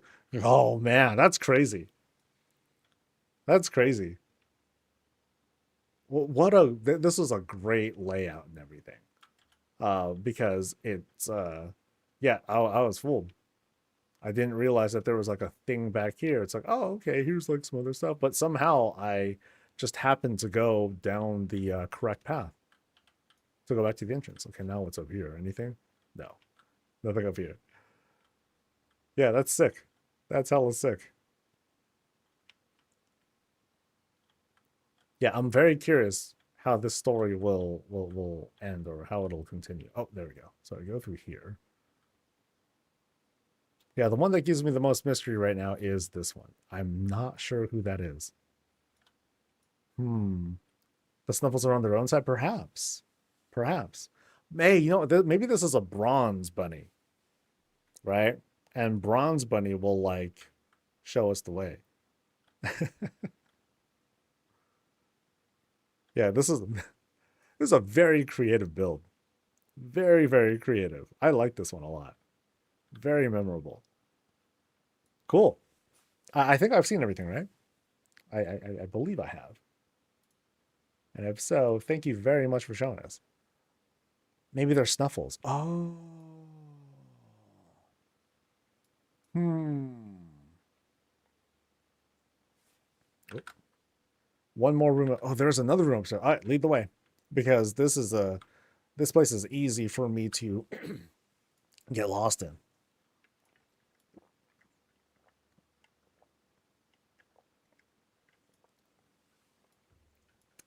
Okay, so we're going up.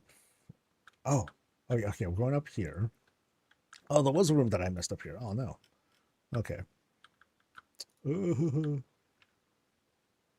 Okay, so now we're here. Okay, so I thought this was the end. It's not the end. Damn. These doors are these rooms are a bit too well hidden. Oh man. Oh, we're all damn. Okay, you weren't kidding about one more room. What? What? Oh, oh, it's the king. Oh, royal bunny. Oh, that's sick. And then one little Miss Murgle to like admire his greatness. There's a shot. Boop. And what does the king have his eye on? The future, right? Now, interestingly enough, he's got a dark heart monocle on. What about the other eye? Two dark hearts. Oh, this dude's been possessed. And then what's up top? What's going on up top here? Big old like mushroom house. It feels like. So I think we can climb up this thing. Oh, I don't think it's intended. I don't think there's anything up here. Okay, there's like stuff. Okay, I can climb up here. Neat. Very neat. Can I walk through all this? Yeah, I can't walk through all this because they're all just drapes. Yeah, crazy interesting. And what else is out here? We got Sam outside, who's like the king's like attendant dude. Like, oh, let me straighten your cloak, my lord. That's neat. It looks like he's looking at a giant carrot. No, no, it's a shooting star, dude. Shooting star. Oh, oh, that was a real bunny? That was oh, there is. There's one.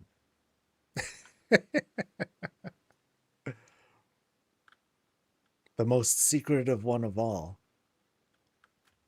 Okay, now I was already impressed. Now it's just like icing on the cake, dude. Oh, there you are, right over there. Yeah, this is crazy. What's the red piece? This is a bed, actually. So there's like the bottom of the bed. You can sort of see right down there. But it's hidden. That's very cool that it's being used as both like a cloak and collar. That's sick, dude. That's so damn cool. Like, never mind the rest of the clipping and whatever details.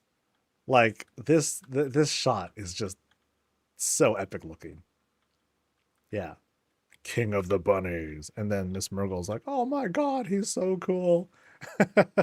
Oh, and then I don't know if I like stand here or whatnot, but no, I don't think that makes any difference. Yeah, super neat. Super neat. All right, thanks again for showing us, dude. This is such a cool place, dude. Such a cool place. No, thank you. This was a treat. This was a treat. And we got one more. We got cat blue. So it's going to mean 1, 2, 3. So it means that next tomorrow, that is, we'll only have like 5 places to check out, which is fine. It's all good. Still works out. Means I can take my time, take plenty of breaks, and even then, you know, I am well on schedule. Well on schedule. Oh, Cat Baloo's a movie? I have not heard of that as a movie.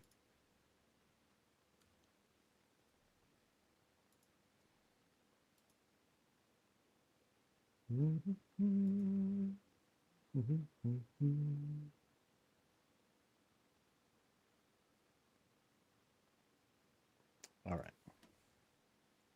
Sorry. Reading stuff. Okay.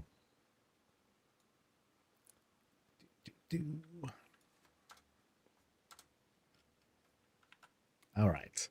All right. This is Cat Baloo's place. We're over in Razorwind, and this house is dressed like we have all sorts of stuff that's attached to it.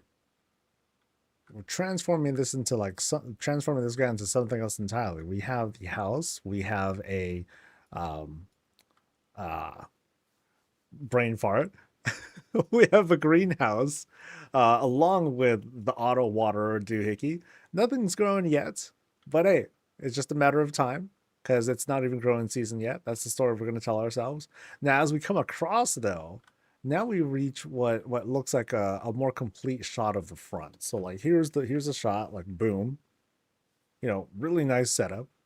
And we have what almost feels like you know, kind of an observation deck where we can either see dudes fighting, or if we just want to enjoy nature along with our partner over here, enjoy a drink, enjoy some of the sounds of the waterfall right in front of us, as well as the fountain behind us to enjoy some extra vibes and all that. It has kind of a royal look to it with like the colors and everything. Like these look like thrones, like modest thrones, stuff like that. And then over here on the side, we have this very lovely garden. So unlike the other spots, this place is quite grown out. Oh, and I just noticed here, like the big earthen tent is over there to help to help enclose the space. Because here's the actual entrance to the house. You know, we go into this trellis over here. Things are lined up by fences. We go have some rugs, and it's like dressed all over, all sorts of stuff on the side. Lots and lots of greens, overgrowth on the sides and top. Auto water, kind of and check out the Anixia sign that says, "Hello, welcome to the house." Oh, la, la, la, I'm dead. Uh, and then, is there anything towards the back? I want to kind of like sneak behind the fence, and we kind of expose the soft underside. All good. Yeah, I like how this is dressed up because at first I was thinking to myself, oh, okay, this is like here's the house, and I thought like the entrance was like right nearby, but no, it's actually the side. Yeah, so a cool side lot that we have here. But now let's go inside and see what there is to explore.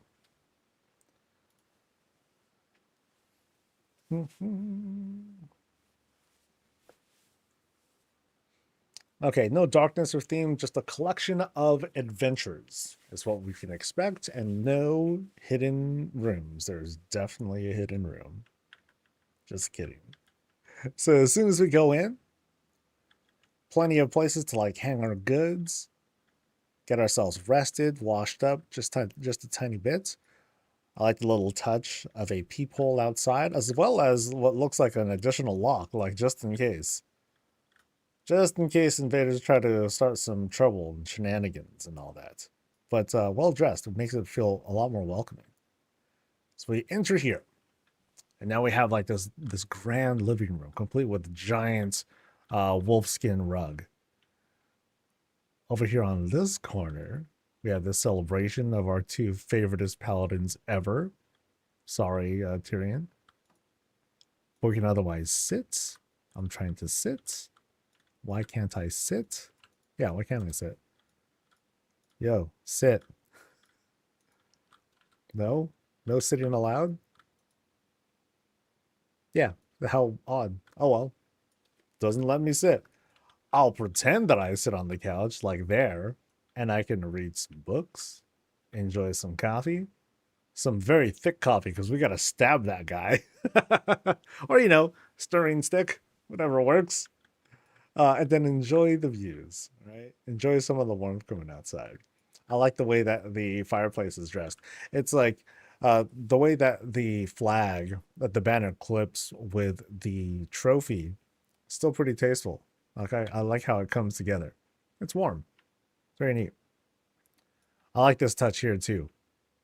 How the hunter table is used as kind of like this entrance. It's almost as if it's like a signpost. It's like what you're about to enter, but it's also just like a nice, lovely looking thing too. And then we have a lot going on here. So very cool setups on in every direction. Yeah. So we're gonna start here as usual. And the first thing that we're getting blasted. Absolutely blasted by the Erico statue. I don't think I can turn this on or off, right? Yeah. So it's on all the time. And we have this sort of alchemy lab, but also like a place to sit and just kind of like think, so the last experiment screwed up. What do I do? Take a banana, num num num. I know, more explosions, Brilliant. Let's do it. So all the fixins needed for plenty of madness. I is that a what is this actually? Is that like a weapon rack or something like that? Because the way it's looking like a chair, but it's not really a chair, is it? It's like a hanging thing of sorts. Yeah, I'm not familiar with this object, but it looks neat. I'm just unfamiliar with it. Oh, so it is a tent. Okay, so it's just like right? Okay, that's what I figured. I just have not seen it depicted like that. And that's pretty cool. This makes for like one of those really, it looks like one of them folding lawn chairs. You know what I mean? It just has like the whole fabric. That's the fabric seating. Extend that thing out, plop it outside when you're watching like the kids' game or whatnot. Let's go. Yeah, very creative there. And then back here we have like the rug backdrop, a little dedication to like some fell stuff, dark lady things. On this corner, I believe this is one of the warlock shelves. And then we have this very curious overgrowth here. Like, check out how out of control the growth is here, but it's really, really pretty because you have like the different you have two different greens here. You have like the green greens, and then you have the pink roses that are like kind of dotted along it to give it like a little bit more texture and all that. I thought it's pretty cool. I'm sure the warlock shelf doesn't appreciate it though. It's like, yo, I'm right here. What are you doing? And then this thing's like, yo, it's getting away from you, man. It's all vibes now. And then who knows where this will go? This thing might go like upstairs, whatever. Just start going nuts. That could be hella funny. All right. So in this corner here, just a pleasant place to sit, enjoy yourselves, stare at people who are walking in, judge them, perhaps. No, just kidding. And then right on this side, it's kind of a playful spot for some of the pets. There's Miss Murgle plus Griffin, and also the Dark Portal. As if like, hey, let's just summon more pets or something like that. But that's kind of neat what they have set up here. Yeah, unique shaping too, because they took the privacy screen. They just kind of like jammed that thing, the centerpiece there, left the other things to kind of clip through the wall back there, and had this overhang. Yeah, pet place, or it's a TV. I don't know. It could be any of those things. Judge their transmog. We get up here. Boom. So, Jeffrey, what do you think? I don't know, Bethany. I mean, you've seen one, you've seen them all, right? That's nothing. Jethro and Bethany are very judgmental. So let's proceed to this next room here. And we have a kitchen. A kitchen plus kind of a private eating spot.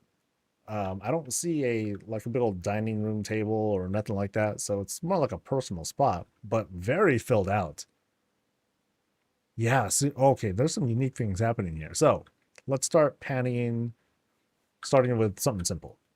Pantry stuff. Cool. Pantry stuff, cookbooks on top, extra storage and branding and things that they're otherwise not making use of. Very cool. Little steps tool to reach where you want to go. Does it help me?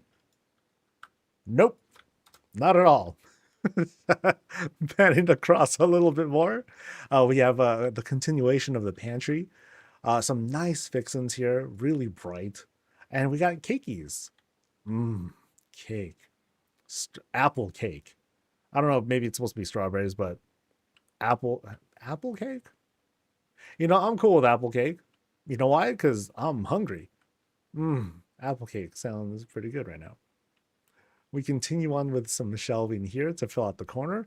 And here's something really unique. I think that's just, I think that's a pile of junk. But it's hard to tell. Is that junk outside? Or yeah. Hmm. It's hard for me to tell. I can't think of anything else, but so it's the bottom of the coal. Okay, the bottom of it. So because it's flat. That's very unique. Huh. Like, I mean, it could be a painting. In this case, it's like the outside. So what am I seeing on the outside? What would my imagination tell me? I'm buried in junk. No, that's not, that doesn't sound right. I mean, it does have this very like kind of unique, if I were to like kind of like squint my eyes and be like, oh, it's this stained glass, I would go with like something like very different colored leaves or whatnot. Like if I'm looking at it from really close up, it has like a certain look to it. But if I'm like passing by, I'm like, oh, okay, that's cool. You know? So it has, so I see like a little tinge of like color there that can suggest, oh, it's like different kind of foliage out there. And that's kind of cool. Yeah, I can accept that. But yeah, we're looking at this as we're rinsing stuff, doing our thing, washing dishes, drying them, and all that. But of course, serving more coffee because we're never done with the coffee.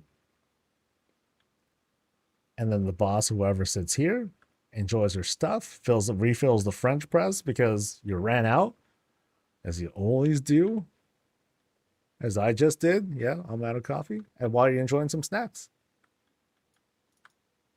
Cool floors that they put together though. Lots of things put together here. Like there's an upside down uh, fireplace, the forge here, another forge here, table. Yeah, lots of things that are put together to create this very unique object. Pots and pans, or candle pots and pans, plus actual bowls and buckets and all that. And then we have this lit up fridge. Ha ha! How pleasant. And what do we have? Goulash in a bowl. Ah, the goulash has been skinned a little bit. I like that. Along with extra ingredients, drinks up top. Oh, and we have this very complicated stew over here. It's like an Instapot sort of thing going on. Everything's inside here, but it's not sealed. So, whoops. Oh. But lots of things that are going into this kitchen as well as whatever's cooking. Oh, I really like the overhead fan too. That's cute. That's very cool. All right. So as we kind of go in here, oh, now we have this. Oh, wow. This is a very detailed, very colorful bathroom. So I'm going to say this is a tub. I'm trying to get in. Boop. I'm going to do my thing right outside the kitchen. Heck yeah. And then over here, we have this very complex looking toilet. Check this out. There's a lot going on here. And I sit fantastic. So here we have TP, which as you can see is an arm's length. Appreciate that. And heck, look at it. Look at that. It's a double roll. So you can have two rolls that's sitting on top here, just in case you have a bunch of guests over and all that, and you know you're going to be going through the stuff. Heck yeah.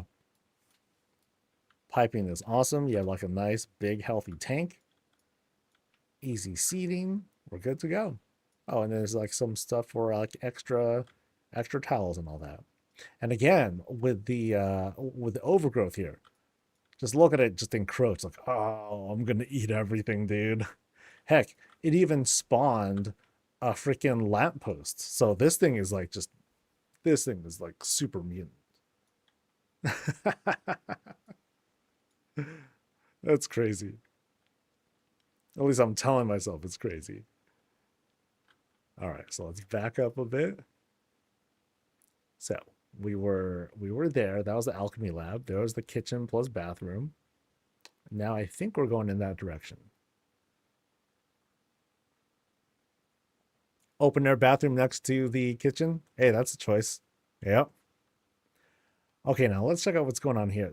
Yeah, again, there's lots of like fine detail in certain places here, but we'll start here. Check out the shelf. Cool. Stuff hanging, stuff's going. Now we have like these different sorts of setups here. We have like this big structure here that we often see outdoors, but instead it's being dressed up a little bit differently to make this whole centerpiece with table and banner, plus plus the brazier that's going to create this kind of like altar sort of effect. Fireplace to lay down against, and we have this. I'm not familiar with this. I think that's another Arakoa sort of thing. That's kind of new, but happens to be sitting on top of this dyed fireplace, and behind that we have another like ground glyph, producing like this cool effect. Yeah, so lots of work here. Taking multiple objects and not redoing the functionality of them, but just lots of things that are just layered one thing on top of another to make like really full looking shapes, and they're very pleasant. So look over here, we're crossing over to this closet. It's been closed off a little bit with the drapes. But then here we are once again, here's like the treasure pile again. Um, and I feel like it's being put into a bit more effective use here than the previous window. Not to knock on it, but I feel a lot more convinced by this one because it almost looks like this like kind of autumn tree outside, and there's like all sorts of stuff that's hanging from it. This happens to be like one of the open windows, and then we can just like kind of chill, vibe, enjoy the smells and the ambiance of all the greens surrounding the space here. Yeah, it's really neat. It's really neat. Yeah, very unique use of that one little piece of decor to make something else entirely.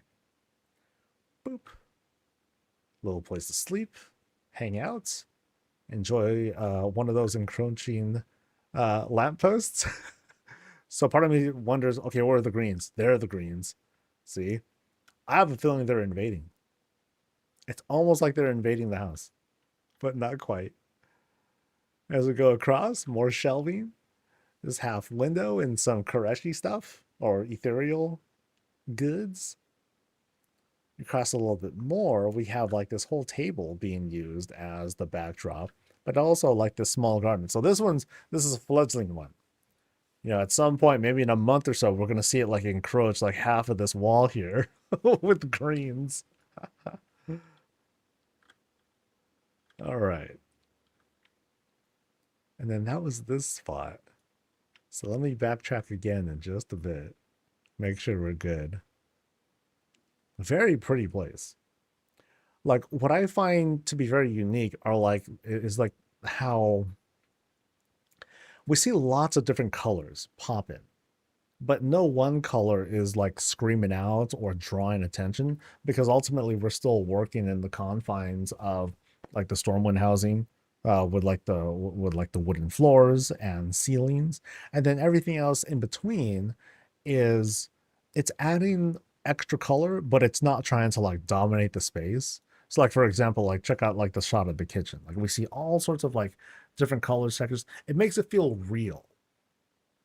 um it makes it feel real and lived in, like hey, we got these things from different places and it's all like coming together. It's not like hey, let's have matching cakes, matching windows, matching this and all that. So it has a really cool natural look to it. You see some stronger themes and for example like here with the bathroom, because now we do something else with the floor. Notice how instead we have the rug here that gets rid of like the neutrality, I guess, that was here. Because otherwise, you know, all these things, they add like all sorts of like extra color and everything, and it looks great. And I think I've seen everything. Unless I missed something like, look, oh my god, it's obvious, dude. Because we're there. That was the closet space. Yeah. This is a very pretty place. Very, very pretty. I just want to double check that yes, I have seen all the stuff. I think I have. And if so, thank you. Yay! We did it, guys. All right, just a quick just one more sanity check just in case. Because sometimes when it's smaller places, I'll get paranoid. I'll be like, wait a minute. Wait a minute. But I think we're good. Awesome. And that, I believe, takes care of today. Woohoo! Yeah, this is really nice. Really, really cool. Whoa. All right, so tomorrow's we're going to start with I love my wife. That's a statement. That'll be first. Followed by Venus Calidia, then Nolly, and then Dragon, and then Grizzle. And then we will be done for the week. Yay! Let me double check the form. I think it might have closed. No, we're still open. So let me see how many spots we have actually.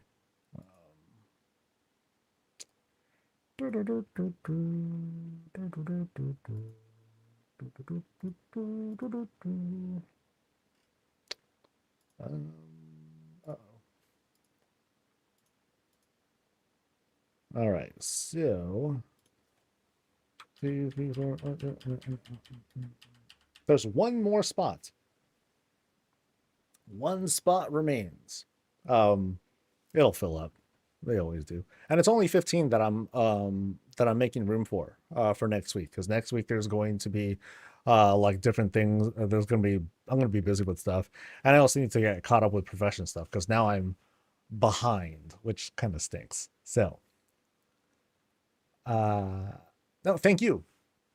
No, thank you guys for inviting me to visit, or inviting us to visit. I think this is a treat. The houses have been like fantastic today, so I really, really appreciate it. I'm trying to think of like what sorts of highlights I want to set up for this coming Sunday, and I'm not entirely sure what I want to do yet. I mean, there's still like the whole battle station thing that I can do. I'm tempted to go that route, but going through the footage has been slower going than I wanted it to be. So anyway, I think that's going to be it for me for today. So I'll see you guys tomorrow. We got 5 more to do, as well as like some more decor farming elsewhere, wherever I can find it. But I want to wish you guys well. You guys have a great rest of your day. I'll see you guys for the next thing. And until then, stay safe, stay healthy, and as always,